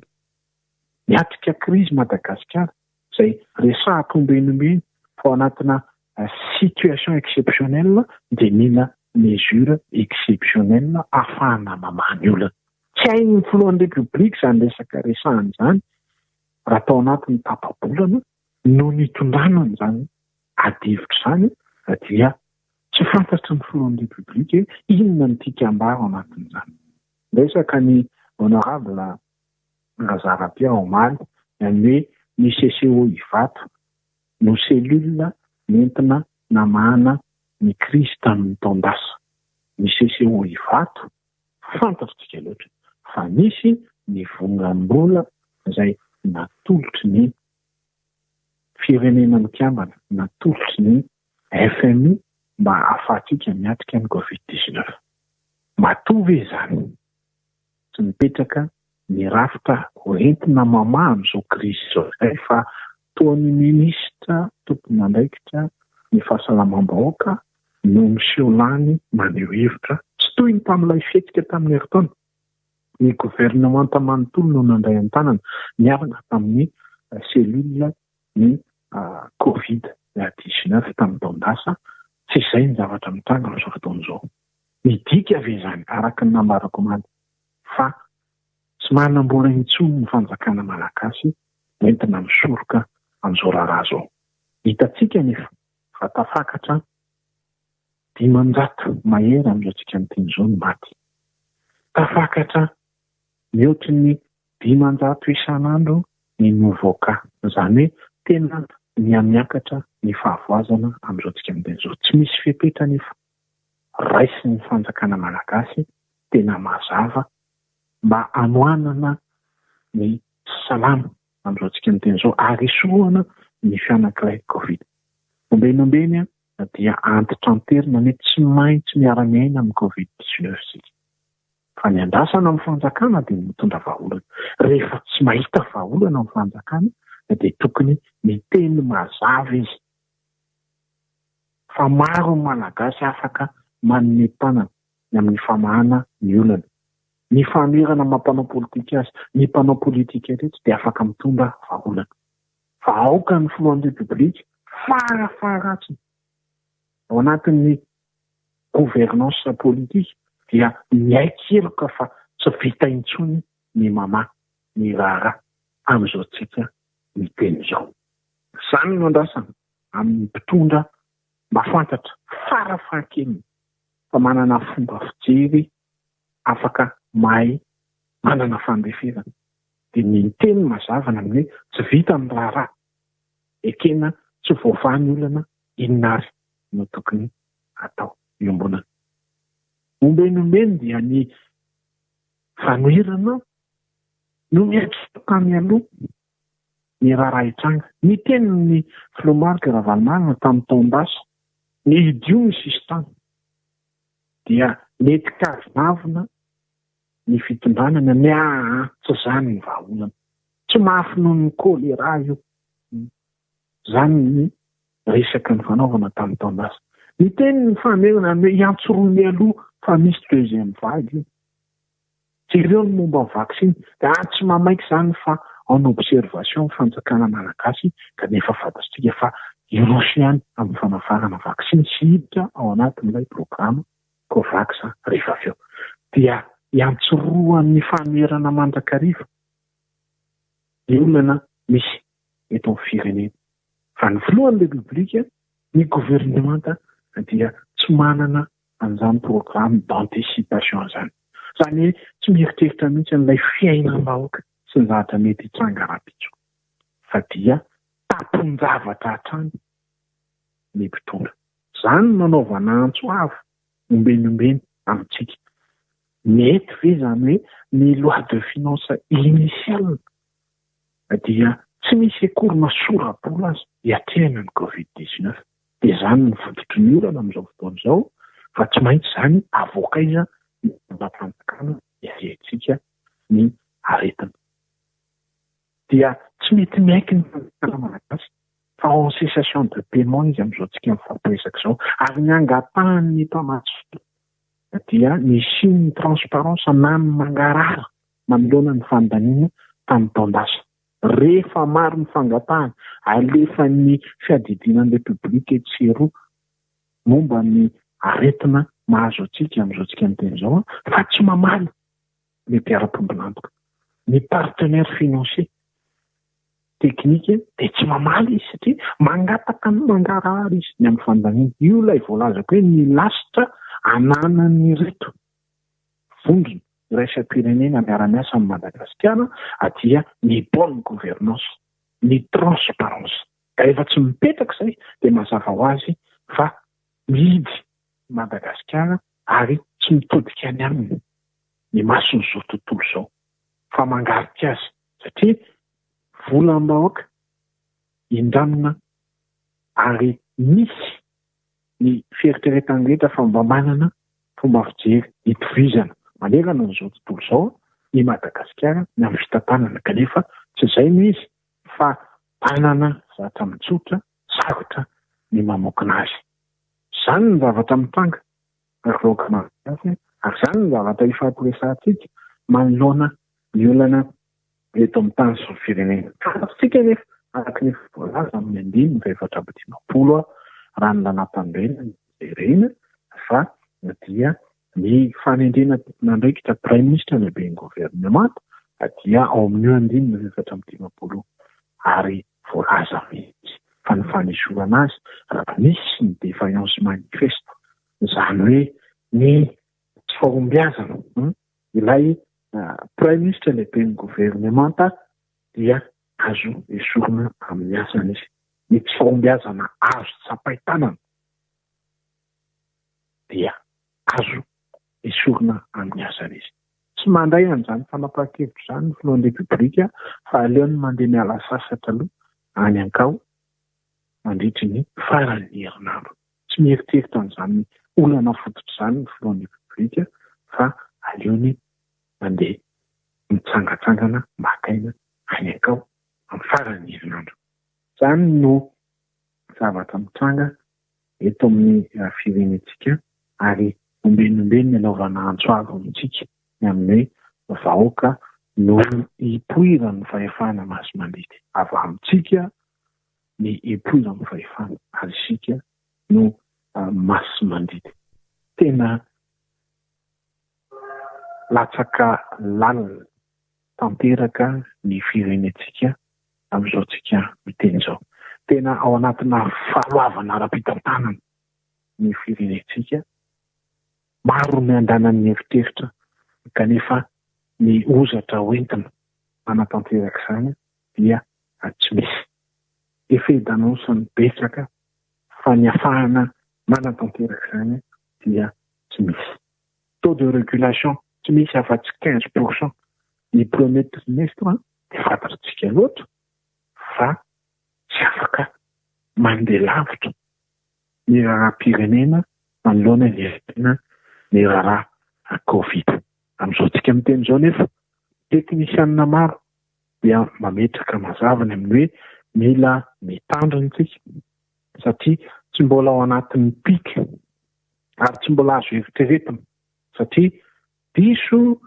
ny information izay omena mahakasika ny maty.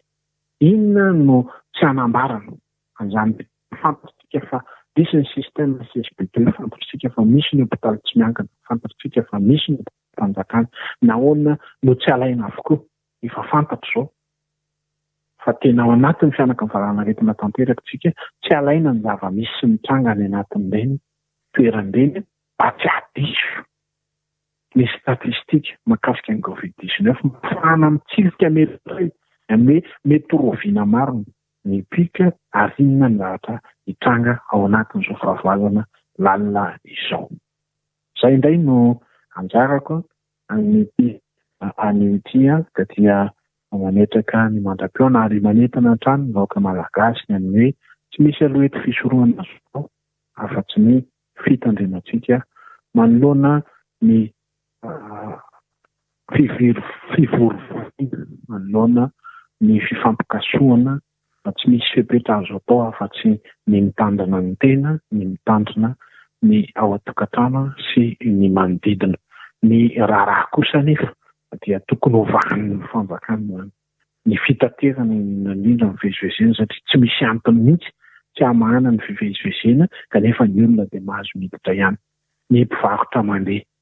ny rehetra izay mandrara manoloana ny fifandraisan'ny faritra samy faritra dia tokony handeha izany satria mbola fahavoazana tsy tanono ny mahazo antsika raha toka mihidy ny faritra kanefa ny raharaha ny velomana dia tsy misy. Ametaka ny mandram-piona ao amin'ny manaraka indray. Dia feno izay fanazavana nentin'ny namantsika Haky Maxime izay. Ny zava-dehibe dia soa aloha zany zao ady atrehantsika izao tompoko lasy tompoko vavy fa nisy ny fiarametan'ny malagasy mifanampy ka nataky n'inona hamafy ny ady atrehantsika araka ny nambarany solombavamboaka Ianitra Razafy Manatsomaly dia nisy ny fikarohana ireo fanafody samihafa izay nilainy ny vahoaka izay marary ary dia samy fametanana malagasy ao anatin'izao zavatra marary amin'ny malagasy zao.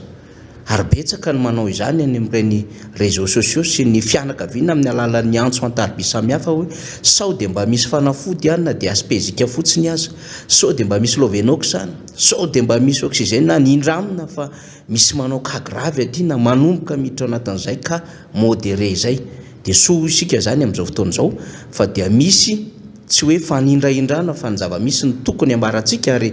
tokony voarainy rehetra izany soa fa misy andrakoto malala edimao aloha zany izay nikariko nahita ny ED1 akatra amin'ny ED6 amin'izao fotoana izao ahafahany vahoaka malagasy zany mbola mitazona ao anatin'izay hoe hiatrika ny ady ao anatin'ity Covid-19 ity ary zava-dehibe ho antsika malagasy zany efa eo le remède ny grand-mère samihafa izay nampiasaintsika tao anatin'ilay andihany voalohany dia ilay kininimpotsy, ravitsara, papay, romba, mandrava sarotra sy ny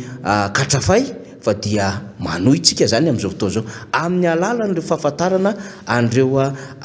fanafody izay vokarin'ireo mpikaroka malagasy sy raokandro izay fantazain'ireo ray aman-dreny teo alohantsika fa itsika dia tsy mitsahatra mamerimberina ihany amin'ny hoe ny vaksiny dia ny lalana lehibe sy lala tokana ahafahantsika zany miatrika mpilaminana ny ady amin'ity Covid-19 ity indrindra ao anatin'izao variant sudaf izay matanjaka be zao. Zany rehetrarehetra zany moa dia heverintsika fa hitovy lalana amin'ireo nandraisan'ireo firenena rehetra eran'izao tontolo izao fanapahan-kevitra ny amin'ny hoe ny ahafahana misoroka rehefa virus tahaka izao dia ny vaksiny izany dia efa moanomboka misy mahita satria valo amin'izao fotoana izao nefa anaovana fampahafantarana eo amin'ny sehatra iraisam-pirenena samy manana ny fomba fandraisany azy ny rehetra ao ny mahita hoe Moderna mety ao ny mahita ny Sputnik ao ny mahita ny Johnson ny AstraZeneca mahabeady hevitra zany fa isika dia manana manam-pahaizana malagasy eo amin'ny tontolon'ny fitsaboana heverintsika fa manana ny fomba fijeriny izy ireny amin'ny hoe ity no mety ho amin'ny zany vaoaka malagasy zany sy izao valanaretana zay iainantsika izao ary zany mandrakariva no nambarany teo anivon'ny fanoherina zay nitarihan'ny Filomena Karavalomanana ny amin'ny hoe ampidiro ny vaksiny fa izay no fomba ahafahana miaro na zany naty zany aza nefa dia eo ihany ilay andraikitra lehibe zay etony fikarohana malagasy dia zao hita tsy iainantsika izao ny amin'ny hoe betsaka ihany koa nefa mijoro vavolombelona ny amin'ny soa ny entin'izany fanafody zay efa nambarantsika tamin'ny fanadihadiana teo zany zay efa hitan'ny mpikaroka zany eo anivony zay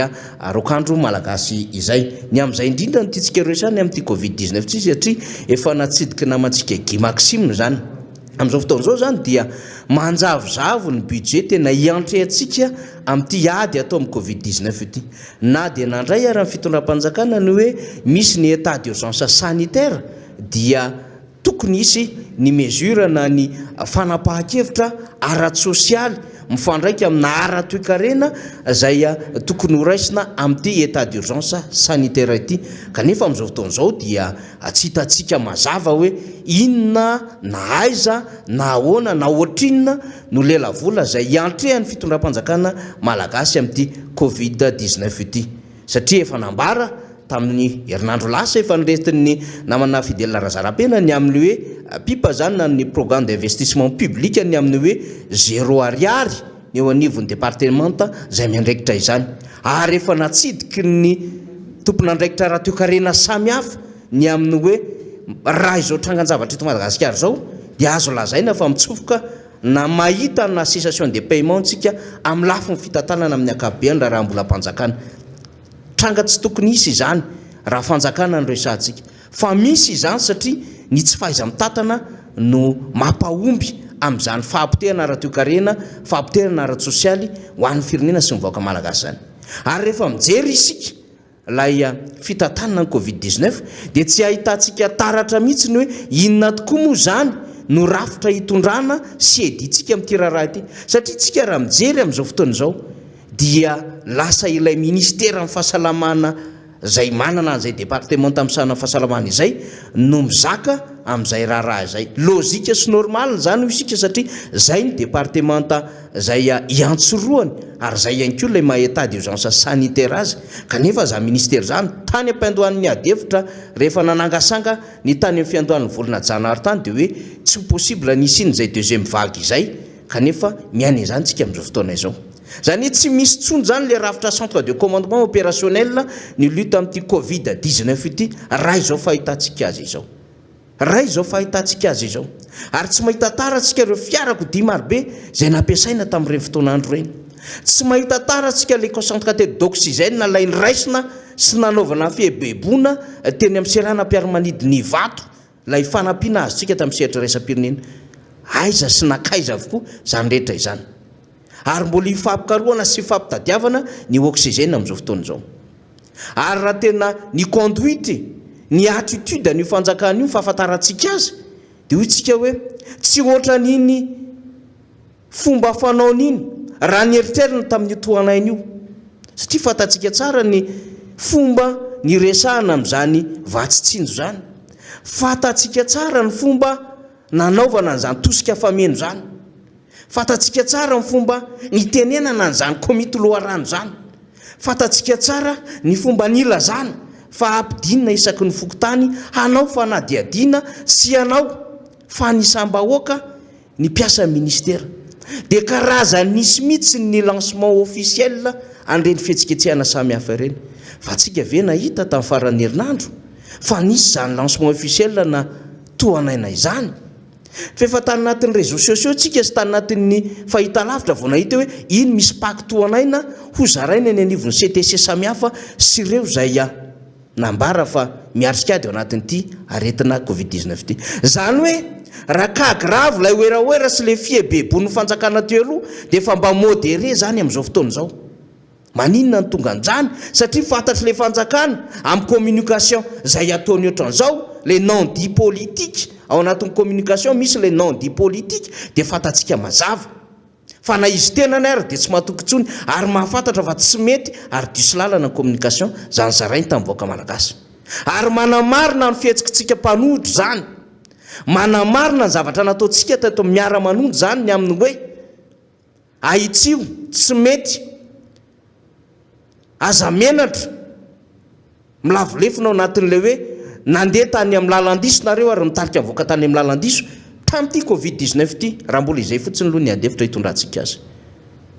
Dia izao ny rehetrarehetra samy miandrandra ary dia aza gaga tsika raha mahita, aza gaga. Raha ohatra ka mihetsika mitatitra ny Matondrazaka, raha ohatra mihetsika mitatitra ery amin'ny fahasankarana, raha mihetsika mitatitra any Mahajanga, ary tamin'ny Mahajanga manokana dia nahita vatapaty, nikapoka volany ary dia nahandro bozaka. Misy message zany ho anareo mpitondra fanjakana. Aza gaga tsika raha ohatra ka misy fokotankely sy commune ohatra Analasora no mivoaka amin'ny vahoaka amin'ny lafiny resaka jiro ohatra ka mikapoka vilany mitsika sifflet. Aza gaga tsika raha ohatra ka mahita mpianatra mivoaka zay ny INS manomboka miteny amin'izao fotoana izao ny amin'ny hoe aiza ho aiza amin'ny fomba andraisana anay arak'izay efa mety mifanarahana teo aloha sy ivoanay atao anatiny ity sekoly ambaratonga ambony ity eo anivon'ny tontolo ny fampianarana. Ary dia betsaka ireo mpitsabo mpanampy miteny amin'izao fotoana izao ny amin'ny hoe ny teo ratsy azo mbola andeha hiditra indray hakaretina amin'ity raharaha ity na dia eo le fahavononana izay hanampy ny vahoaka malagasy.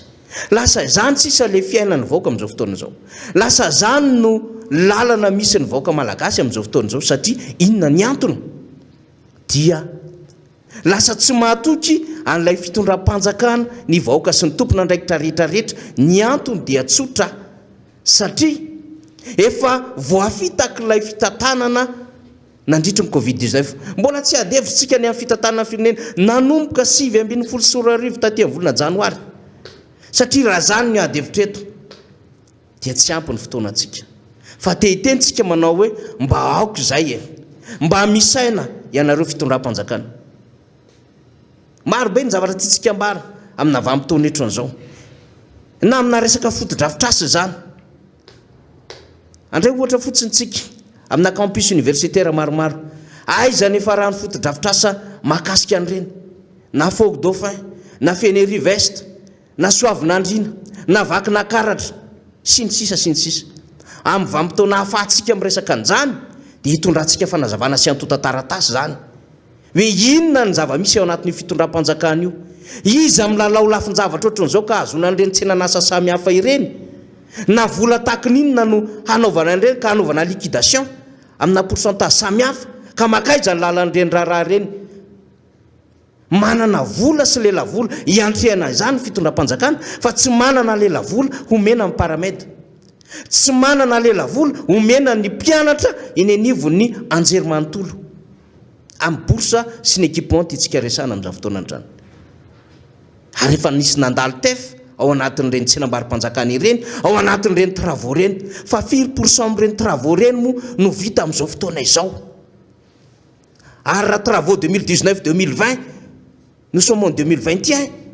efa voaray an'ilay tokony nandraisana azy eo anivon'ny fanjakana amin'ny ankapobeny ve zany ho an'ireo mpandrarà izay nahazo an'izany tsenan'asa zany. Ary izy zany manao pretinao ambadika izany rehetrarehetra izany amin'ny fotoana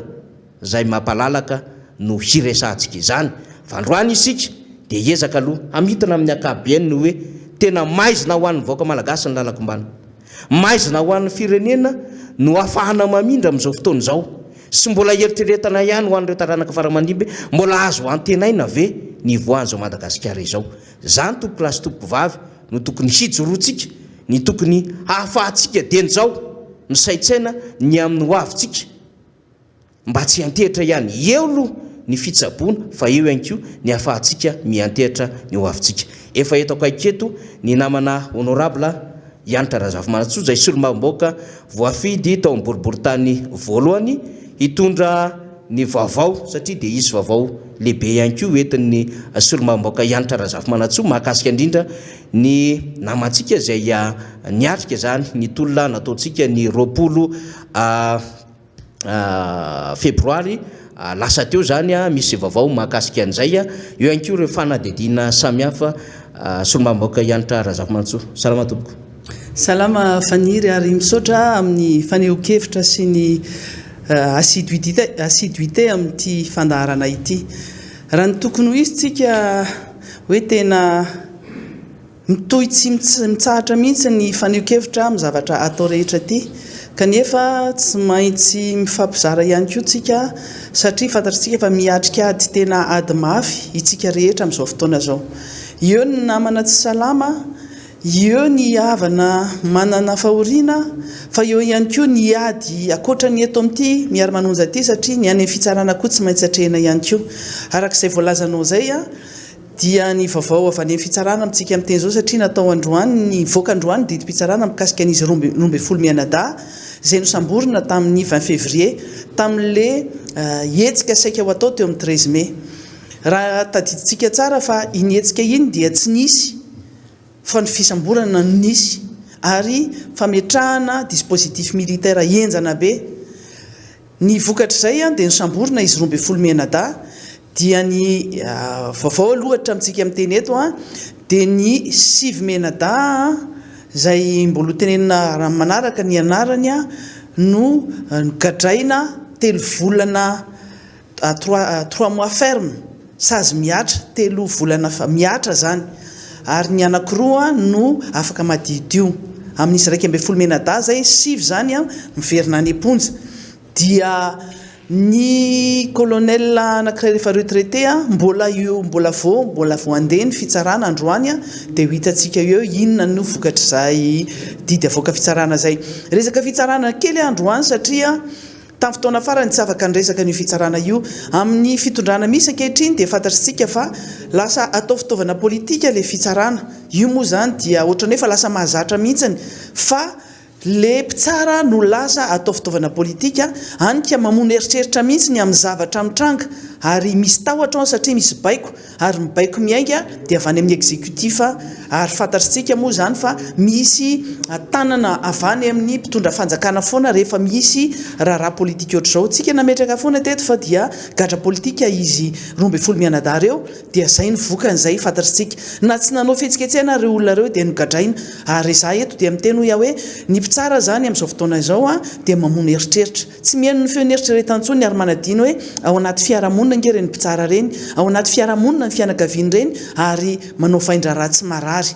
Ka ho hitantsika eo moa zany fa na inona zavatra mitranga dia atrehintsika foana ary tsika manampy foana ireny namantsika reny tsy avelantsika any fonja fotsiny reny namana reny. Isorana daholo izay rehetra nanampy na fianakaviana na ny voafonja politika ary fantatritsika fa tsy maintsy hiverina any zareo zany satria mbola ray volana sy tapany eo zany no migadrainy zareo, mbola misy ray volana sy tapany izay tokony tsy maintsy atao raha ohatra ka didy raikitra io. Ka ny fomba ohatr'izao moa zany mampisolo vavana dia fanao ny manao appel dia mba tsy ahafahana hoe lasa décision définitive iny 3 mois ferme iny. Izay zany ho an'iny mitranga tao amin'ny fitsarana iny. Zavatra nitranga tamin'ny farany teo ihany koa izay tsy mbola tsy dia niresantsika firy teto amin'ity fandarana miara-manonja ity dia mikasika ny raharaha Nosy-be, mikasika ny mairana Nosy-be. Raha tadidintsika fa nisy fitsarana izay natao ny mpifaninana tamin'ny mairana Nosy-be Elville izay larana fahatelo izay nitory ny candidat lany tamin'izany fotoana zany tamin'herintaona moa zany no lany ary efa mipetraka ho mairany Nosy-be Elville ny candidat ny maire ankehitriny. Nivoaka ny didin'ny conseil d'état izay mahavariana foana koa aloha fa nisy famonoana vato marobe teo amin'ny zany fifidianana zany dia lasa resy ny candidat larana voaloha sy faharoa fa le candidat larana fahatelo no lasa voatonona fa mairany Nosy-be. Teo anatrehan'izany zavatra nitranga zany dia nisy ny fandraisana fanapa-kevitra niraisiny ny ministry ny fitsarana dia nanangony dia namoaka note de service nangataka suspension na ny arehan'ny conseil d'état. Zay marina tsara fa zany conseil d'état zany a dia mamoaka didy tsy azo ivalozana ohatra ny HCC ihany fa mavarina moa zany dia zay no fomba fitondrana eto amin'ity firenena ty a satria le candidat le maire ny Nosbe dia mpanohana fitondrana candidat ny fitondram-panjakana miara-miasa amin'ny fitondram-panjakana dia natao hoe ny antony nanaovana ny fampiatonan'le didiny conseil d'état dia noho ny ordre public zany. Ino moa zany azo ataontsika foana hoe azontsika roiroitina lavabe mihitsiny fampafatarana aloha ny resaka eto satria amin'ny fisiny ny état de droit dia misy ny séparation de pouvoir dia tsy azo atao ihany koa manao zavatra toy izany hoe note de service no atao mampianto arehanako conseil d'état. Na isy ny zavatra tsy fanao zany ary tsy fahita moa zany hoe misy révision ny didy zay ny fitsarana zay natao amin'ireny zavatra tsy azo ivalozana ireny. Mbola ho ia hoe azontsika anaovana débat be mihitsy le satria le état de droit mihitsy ny mise en cause amin'izao fotoana zao. Marina fa misy zavatra mampiaya be mihitsiny amin'izany famonoana vato be zany satria hoe raha ohatra ka 5000 voix mahery ny azony be ny tanàna amin'izao fotoana zao zay mampametra fanontaniana ny olona sasatsasany ihany koa any Nosbe any ny eny fa hatramin'ny député ny Nosbe raha moa dia fantatra fa misy zavatra tsy dia milamina ihany amina sy maire ny Nosbe zay tsy hidirantsika. Fa na izany tsy zany raha hoe raha 5000 voix officiellement nalany an'le maire ny Nosbe dia le olona larina fahatelo zay 507 voix no lasa lany tampoka teo satria nisy vato be dehibe mifinoana. Zany zavatra zany dia mariky ny ohatra hoe tsy mariky atsony moa fiteny anazy fa fanaporofona fa nisy zavatra tsy nety mihitsy natao teo amin'ity fifidianana na be ny tanàna na tamin'ny fotoanan'ny député fa indrindrandrindra tamin'ny fotoanan'ny filoham-pirenena. Apetraka eo ny resaka fitsarana fa iresaka toanaina satria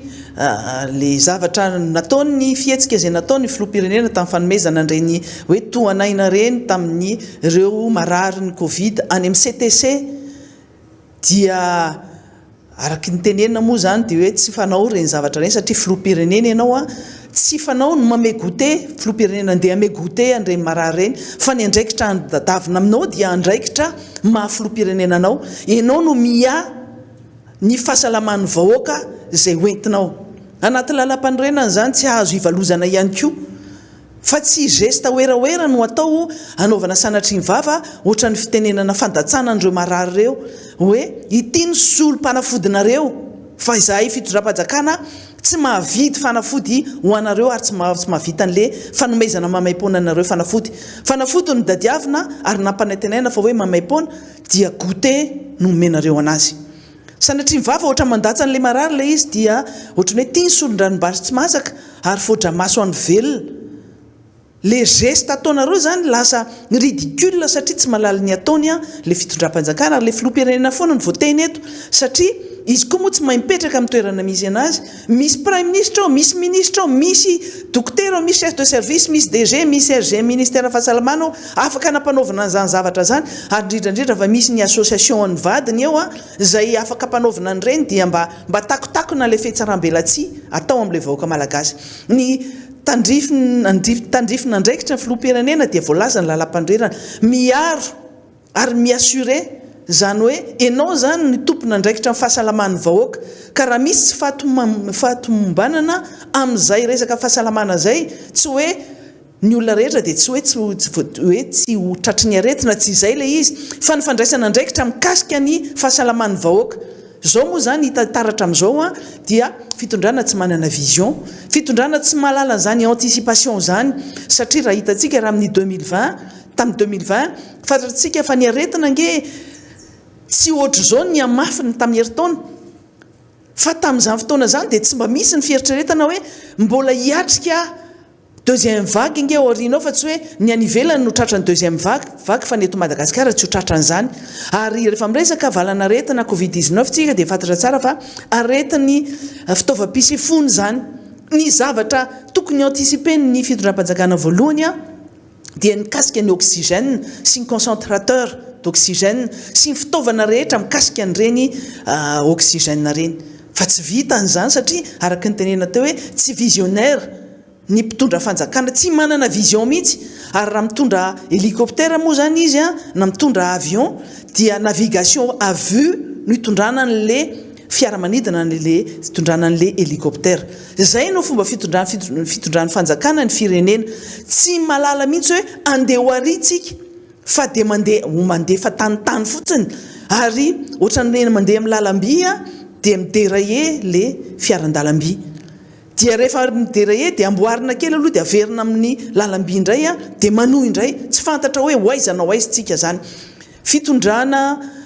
tsy malala ny filan'ny vahoaka ary tena tsy fantany mihitsy hoe inona ny priorité ho an'ny vahoaka ny andrasan'ny vahoaka aloha amin'izao fitsika amin'ny teny zao dia ny fitsaboana ny asitrana anazy ary ny tsisiny maty fa ny zavatra misy isan'andro ary hitantsika isan'andro makarary fo matohina ny fo dia ny fahitana hoe vao ianao maraina dia rip rest in peace zay daholo ny tao anatiny reny tambajotra serasera reny maty ihany misy tena hoe mpivady miara-maty ary tao amin'ny fotoana elaela kely zay ohatran'ny lasa ny sesisesy le izy normal be ngamba nozy izy tsika hoe raha mifamindra aretina ny mpivady fa le izy miara-maty kosa dia tsy normal ny fanisana vatapaty lasa mandeha ho azy amin'izao fotoana zao hoe mandeha mamorony arabe ianao dia mahita olona manao aferana vatapaty na manao vatapaty zao zay zany zao no mandeha indray n'izao fotoana zao eo ny fanaovana fividianana fanafody lafo lasa mahazatra ny olona mividy fanafody lafo le fanafody nampanantenana hoe fanafody mahamay-pona dia lasa mandeha ho azy daholo amin'izao fotoana zao hividy fanafody ny ao anatin'ny saina dia hoe ahoana ny tsaboana farany aingana anavotana ny ain'ny havanay fa le fitondram-panjakana zany dia fitondram-panjakana tsy matsapa an'izay tsy magaga raha ohatra ka le filoham-pirenena mbola lasa nandeha ny ala sasatra tany anakao zany anakao zany amin'ny olona mbola tsy mahafantatra moa dia any amin'ny faritra atsimo any zany station balnéaire zany mitovitovy an'ireny any Anosy-be reny fandehanany vahiny ary mandany vola be mihitsy ny vahiny mandeha amin'izany toerana zany fa le filoham-pirenena tsy olany mihitsy le vahoaka maty sy marary tsy manana fanafody tsy mahita oxygène fa mbola lasa indray izy lasa mandeha any fa eo nareo fa zay lasa aloha tsy olanay zany ary tenentsika foana eto hoe midiny ianareo fitondram-panjakana eto ambonin'ny tany fa aza mijanona eny amin'ny rahona eny manofa eny ambonin'ny rahona eny nareo fa dia le fandraisana andraikitra zany dia fiatsaram-belatsia daholo no ataonareo mandray andraikitra ampiatsara avelatsiana nareo hypocrite ary averiko eto ny tengo sao hoe bande d'incompétents gouvernance d'incompétents ny eto culture de médiocrité culture de non visionnaire culture na olona tsy mandray andraikitra be dia be azo resantsika lava be mihitsy ny hoe culture na inona moa no misy eto amin'ity firenena ity culture de mensonge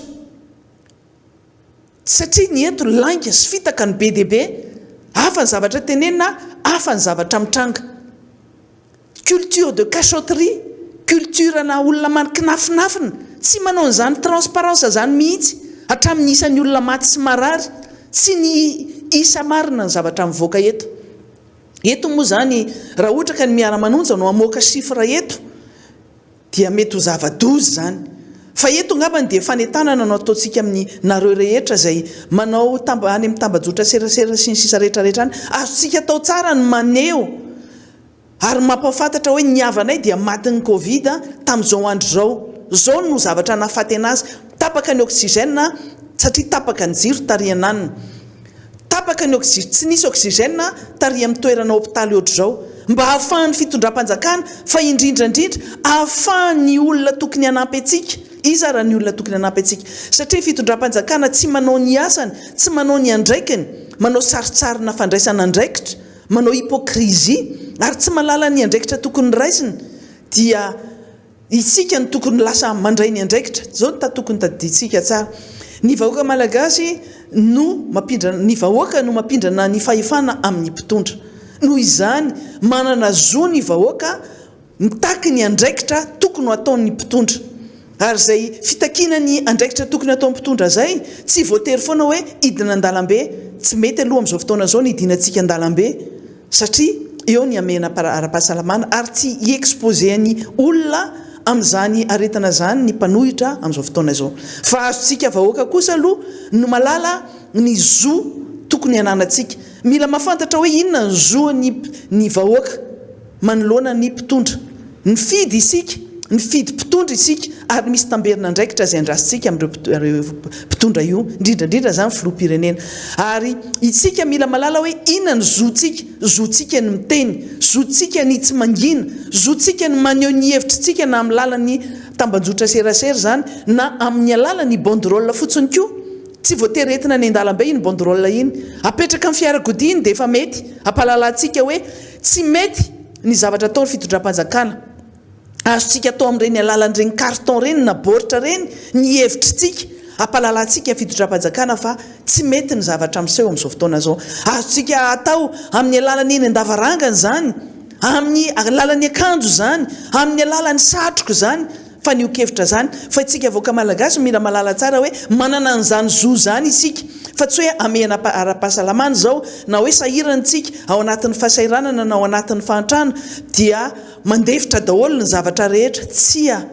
mila malala ny zotsika tsika rehetra ary zay zo zay no ampatsivinay anareo amin'ny miara-manonja tsika teto efa niara-manonja mafy dia mafy tamin'ireny fotoana ireny fa misy ny aretina tsy maintsy mitandrina ianareo any an-trano any manonja daholo na dia ny fahalalana fotsiny hoe maty amin'n'ampaha maty tsy lera ny havantsika satria no ny tandrefaka ataon'ny fitondram-panjakana zany fahalalantsika ny zoany tsirairay zany a no ampatsahivina eto hoe mandraisa andraikitra isika vahoaka mandraisa andraikitra fa tsy hoe ny miara-manonja rery mandray andraikitra dia ianareo rery manao sakrifisy isan'andro san'andro ho anay vahoaka ianareo no miteny amin'ny toeranay mila miaraka foantsika amin'ny fotoana inona na amin'ny fotoana inona rehefa tsy afaka ataony midina an-dalambe aloha atreto dia ataontsika fa ianareo koa spontanément afaka manao an'izany atsitraponareo a rehefa tonga ny zavatra tokony ho atao satria fantatritsika tsara fa na mitabataba tohitina tsika fitondram-panjakana tsy mandray ny andraikiny ary manao tsinitsinina mihitsy manao tsirambina ny asa tokony ho ataony le fitondram-panjakana tsika ve maheno hoe misy gouvernement ve eto amin'ity fireneny ity mba maheno an'izany prime ministre zany ve tsika samy miatrika aretina daholo samy manana havana daholo voan'ny covid samy manana mpiara-miasa voan'ny covid samy mitsabony azy fa tsy hoe io aloha ny alana mialangalana rehefa tompona andraikitra ianao natao prime ministre natao ministre raiso ny andraikitra raha tsy hoe olona fa tena marary tsy afaka manao ninina mihitsy fa misy mpiara-miasa marobe ao zay salama tokony manao ny asa fa tsika efa teto fa mba nahita hoe prime ministre ka nidina teny an-dalambe teny amin'ny toerana tsy an-dalambe ary miarabe ohatrany hoe mpanohitra midina an-dalambe akory ny tiako tenenina fa midina amin'ireny toerana rehetra zay misy marary reny nandray ny andraikiny ny constaté de visu nahita maso ny réalité ny zava-misy marina iainany marary sy ny mpitsabo nahita ve tsika ministra tena nanao an'izay ministra ny fahasalamana nisy fotoana mba nanao kely fa zao matahotra ny hofaty daholo ary matahotra ny tratry ny aretina daholo isa moa tsy matahotra n'izany aretina zany fa ianareo aloha ny karamain'ny vahoaka ary ny fidiany vahoaka ny filoha-pirenena anao an'izany filoha-pirenena zany dia ianareo no voalohany indrindra tokony miatrika an'izany aretina zany satria tsy manana vision satria tsy manana an'le traikefa satria mbola mianatra raha daholo dia normal raha any amintsy izy a ny ady atao a amin'izao covid zao araky ny tenenina teo zany dia hoy iaho hoe ao anatin'ny tsy non assistance à personne en danger intsony hoe mijery fotsiny ny olofaty fotsiny ny fitondram-panjakana fa efa miassiste efa minanotanina mihitsy ny génocide collectif génocide zany moa efa collectif foana efa faobe fa fahafatesana faobe no mitranga amin'izao fotoana zao fa ny isa avoaka tsy fantatritsika tena marina ary zay no teneniko teo hoe misy fanehoana azotsika atao tsara mihitsy hoe asa mety misy toerana anankiray mety ataontsika fahatserovana fotsiny ny olona maty ny covid amin'ny toerana anankiray anaterantsika voninkazo ametrahantsika ny anaran'ireo olona victime ny covid nanomboka tamin'ny fendohan'ity covid ty ka mandraky ty ny androany satria fitondram-panjakana tsy mameny isan'ny olona marina ary tsy malala ny réalité marina koa satria tsy nanana vision izy ary tsy afaka ny anticiper hoe ho atao be dia be ny PCR na ny test dia vitsy ny test zay natao dia tsy afaka nameny ny isa araka ny tokony ho izy fa eo ihany koa fanafenana ny isa marina fa na ireo partenaire technique et financier ireo bailleur de fonds ireo communauté internationale ireo nge manontany tena mihitsy hoe tena ireo marina ve ny chiffre réel tena io marina ve ny isa marina ireo avoaka ny fitondram-panjakana ireo fa raha ireo isa avoaka ny fitondram-panjakana isan'andro san'andro dia hoy izy ireo hoe tsy mbola alarmant mbola tsy mahataitra raha ny isa avoakanareo dia noho izany mienahena koa ny tokony ny manampy antsika amin'ny fitaovana rehetra na ny oxygène na ny fanafody na ny filantsika rehetrarehetra isan'andro san'andro satria le isa mbola tsy alarmant ohatra ny any ivelany eo moa ny ministry ny fahasalamana dia nyteny manao comparaison ny incomparable mampitahany zavatra tsy azo ampitahana ohatra hoe nampitahany amin'ny any ivelany ihany hoe ny any dia amana rivony ny olona maty amana manetsiny ny olona voan'ny covid fa Madagasikara nge 25 millions d'habitants fa ny test ampiasaintsika eto mba firy hatramintsika miteny zao mba firy raha mihoatra ny any ivelany dia proportionnel zany hoe fanatsahana amin'ny isan'ny test natao ny isan'ny olona zay lazaina fa marary fa raha tena hoe raisina daholo ny isan'ny olona marary sy maty rehetra dia tsika nisan'le tena hoe salanisa farany tena lehibe ambony indrindra eran-tany fa mampalahelo iaho hoe le fitondram-panjakana tsy mahay mianticiper mitondra ny vahoaka any amin'izany génocide zany dia miinduire en erreur ny communauté internationale na ny ny PTF amin'ny fanampianatsika zany nge no mahatonga atsika mianahana ohatra zao hoe tsy misy fanafody tsy misy oxygène firifiriny ny olona maty mitady oxygène tsy noho tsy fisiany oxygène mahafatan'le olona dia vous avez la conscience tranquille est-ce que vous avez la conscience tranquille very fitondram-panjakana amin'izany zavatra mitranga zany nareo ve dia mba manana milamina ny eritreritrareo amin'ny hoe maty noho ny adalan'ny fitondram-panjakana ny olona marina fa misy olona mety taraiky vao manatona an'ireny tompom-pahasalamana reny na manatona an'ireny hôpitaly reny fa le aretina nge tena hoe foudroyant tena hoe tena mafy be mihitsy ny fisehoan'ny aretina tsy ohatran'le tamin'herintaona tsy manana fehim-potoana akory na fotoana le olona andehanana any am-pitsabo na makany amin'ny hôpitaly fa tapitra ny ainy melohany fotoana fa reny tonga hoe tady fahavelomana tonga amin'ireny hôpitaly reny dia tady dio tsara fa lasa mitady fahafatezana sasany satria fandriana no vonjena any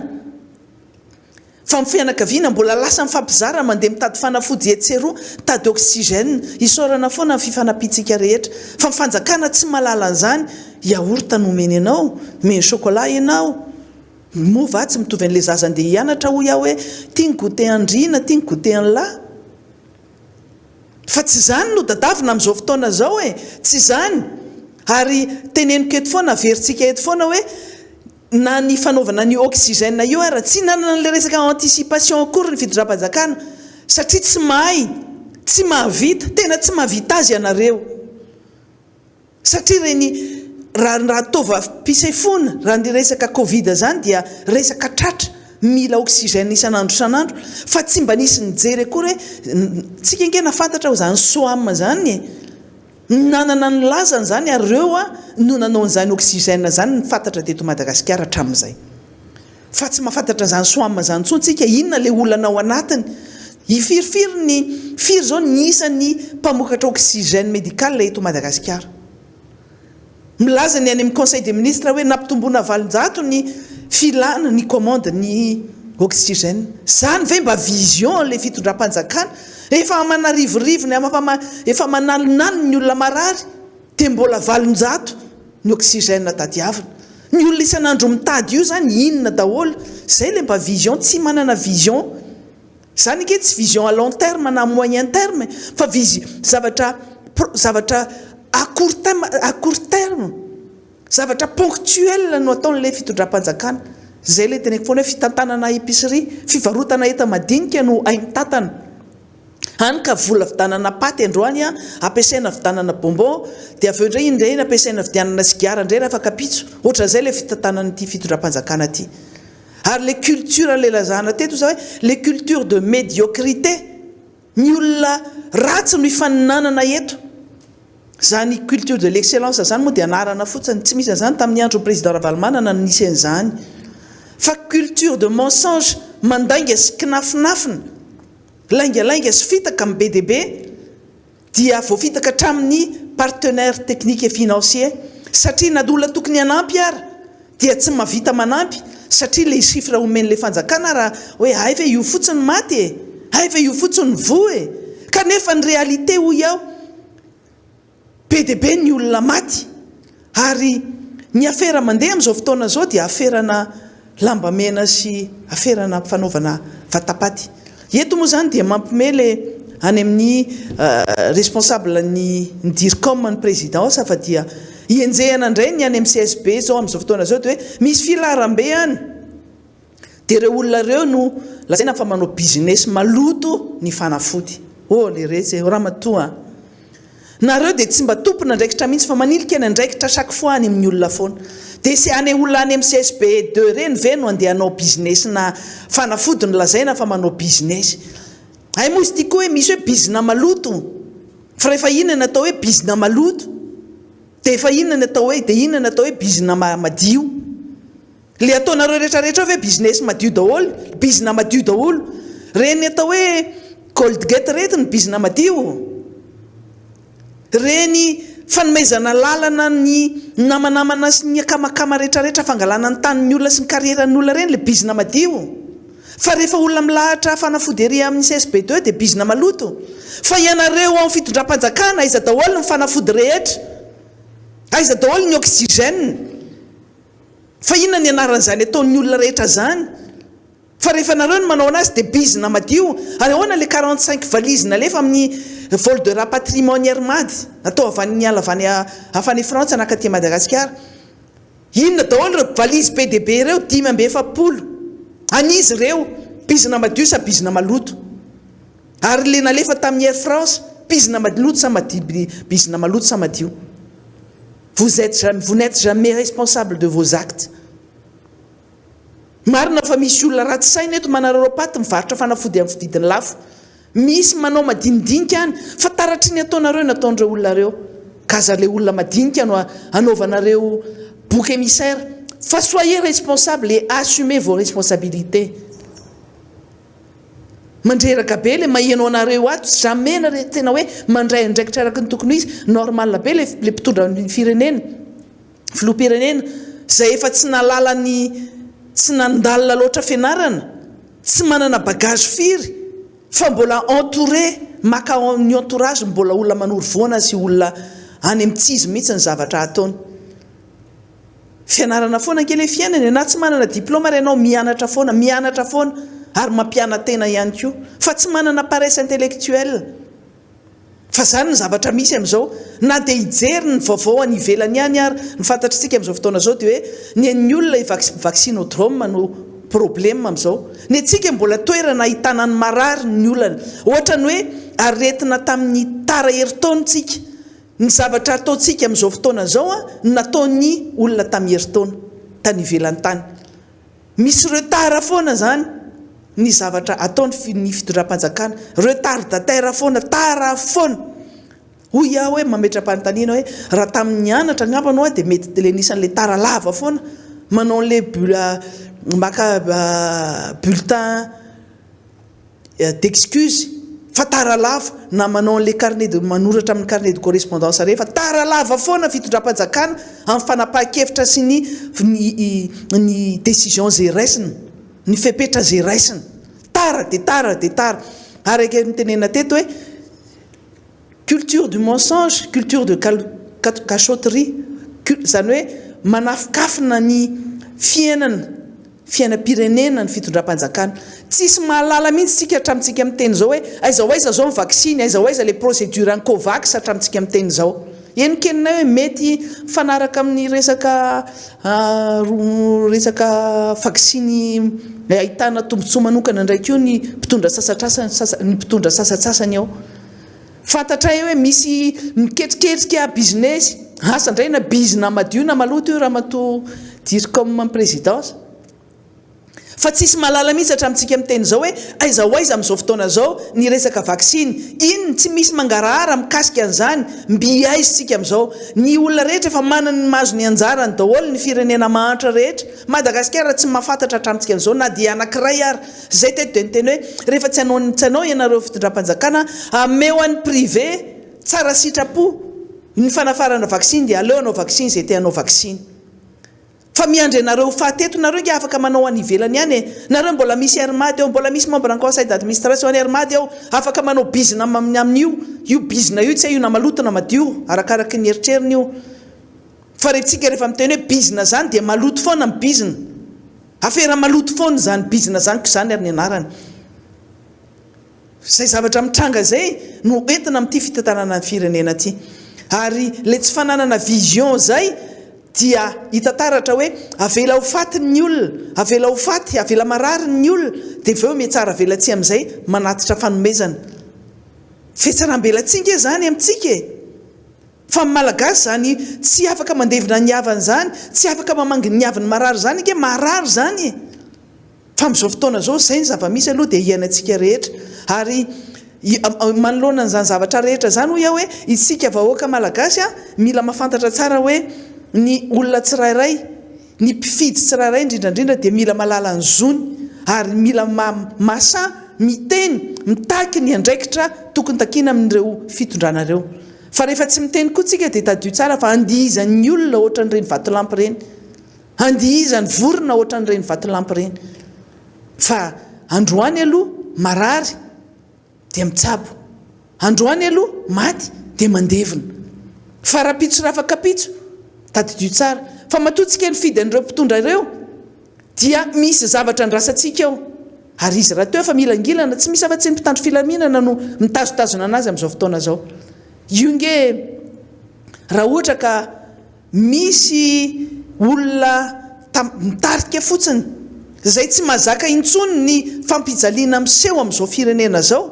dia tadidio tsara fa tsy tany io zavatra io, ary mety tsy hisy rarahany zany fanaovana an'izany geste barrière zany. Fa tsy mitarika an'izany aloha miara-manonja, satria na izahay eto ary dia miteny fa miray fo miray aina aminareo ary hiaran'izany iainanareo zany, satria ny manodidina anay dia fahoriana ohatr' zany no mitranga. Le fitondram-panjakana tsy hitatsika, tsisy mesure d'accompagnement andrasana hoe mba nampanantenaina ka hoisy atao. Aleo koa izy tsy mampanantena ihany koa, satria na ny plan Marshall tameritaona raha tsy hitany nanaovany azy.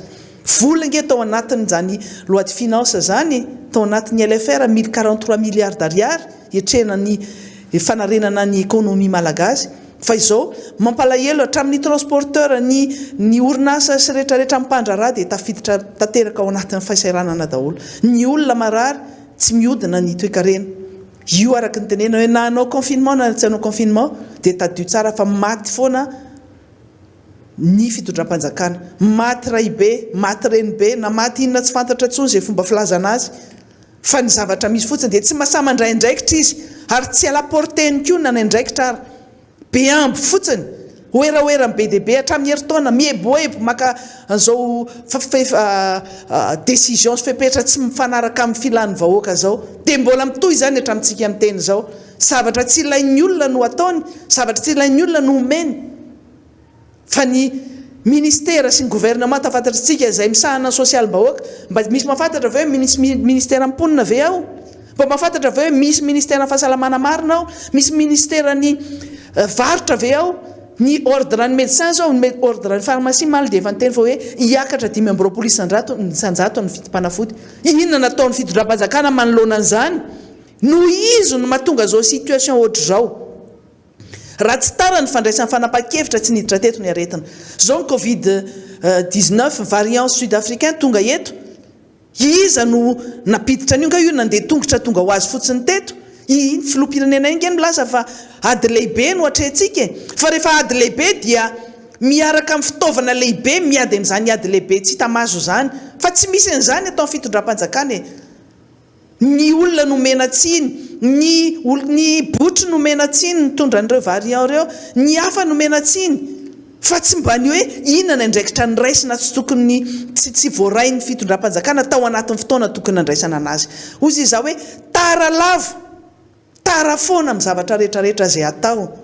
dia zao ny vokany mizaka nitserany iaintsika rehetra marary inge zany hoe manana ny havana marary zany hoe manana ny havana maty zany tsy mifampiantsotody fa rehefa tsapanareo hoe tena miatra aminareo mariny zao zavatra miatra ny vahoaka malagasy zao dia zay nareo vao hiteny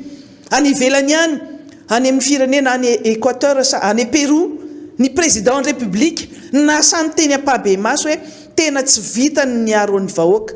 tsy vitany tsy ara-dalàna ny fiarovana ny ain'ny olona ary tsy voafehiny zany Covid zany tsy ny hafahafa ary tena ny babika mihitsy ny filoham-pirenena any Pérou ny teny an'izany fa ny eto Madagasikara andrasana faty mikararana ve oa tonga eny amin'ny arabe eny ve ny faty miapatrapatra zay vao hiteny ny fitondram-panjakana hoe tena tsy voafehinay mbola matikamby ihany miteny fa hoe voafehy le izy fanafody ara-tsy vitanareo akory vaksina tsy amintsika miteny zao faly aho mahita an'le vaovao any Nouvelle-Calédonie hoe ny olona ny afaka tanteraka ao ana miaina miverina fiainana normal satria navita vaksiny navita ny tsabon'ny olona rehetra ny tany na dia hoe dom-tom miaraka amin'ny firenena frantsay ary ny Nouvelle-Calédonie zany fa ny eto Madagasikara mampalahelo satria miatsara velatsy miavy tsy feno le fitondram-panjakana mbola matikamby ihany nefa efa tsy vita le izy manina raha mibabika fotsiny hoe tena tsy vita le izy tsy voafehy miantso vonjy re amin'ny OMS amin'ny bailleur de fonds fa manina le vahoaka na sakrifiana ohatr' zao manina na vela maty le vahoaka ny anareo ny tompona andraikitra n'izao zavatra misy zao ary mbola veriketo fa tsy misy fanafody zany omena mamay-pona zany any amin'ny hôpitaly ity zany dia tsy mifidy intsony fa maty misy avocat maty noho ny Covid misy dokotera maty noho ny Covid misy mpitandro filaminana maty noho ny Covid zany hoe tsy mifidy asa na mifidy toerana misy io aretina io araka ny tenena teo misy solombavam-bahoaka maty ihany koa zay miara ory amin'ireo olona rehetra zay tratran'izany aretina zany mampaheriny rehetra ihany koa anatin'izay zay mbola mitsabo fa mbola mitandrina ihany koa satria na dia afaka ara le aretina mbola miandry feim-potoana ihany koa zay vao miverina zay hery zay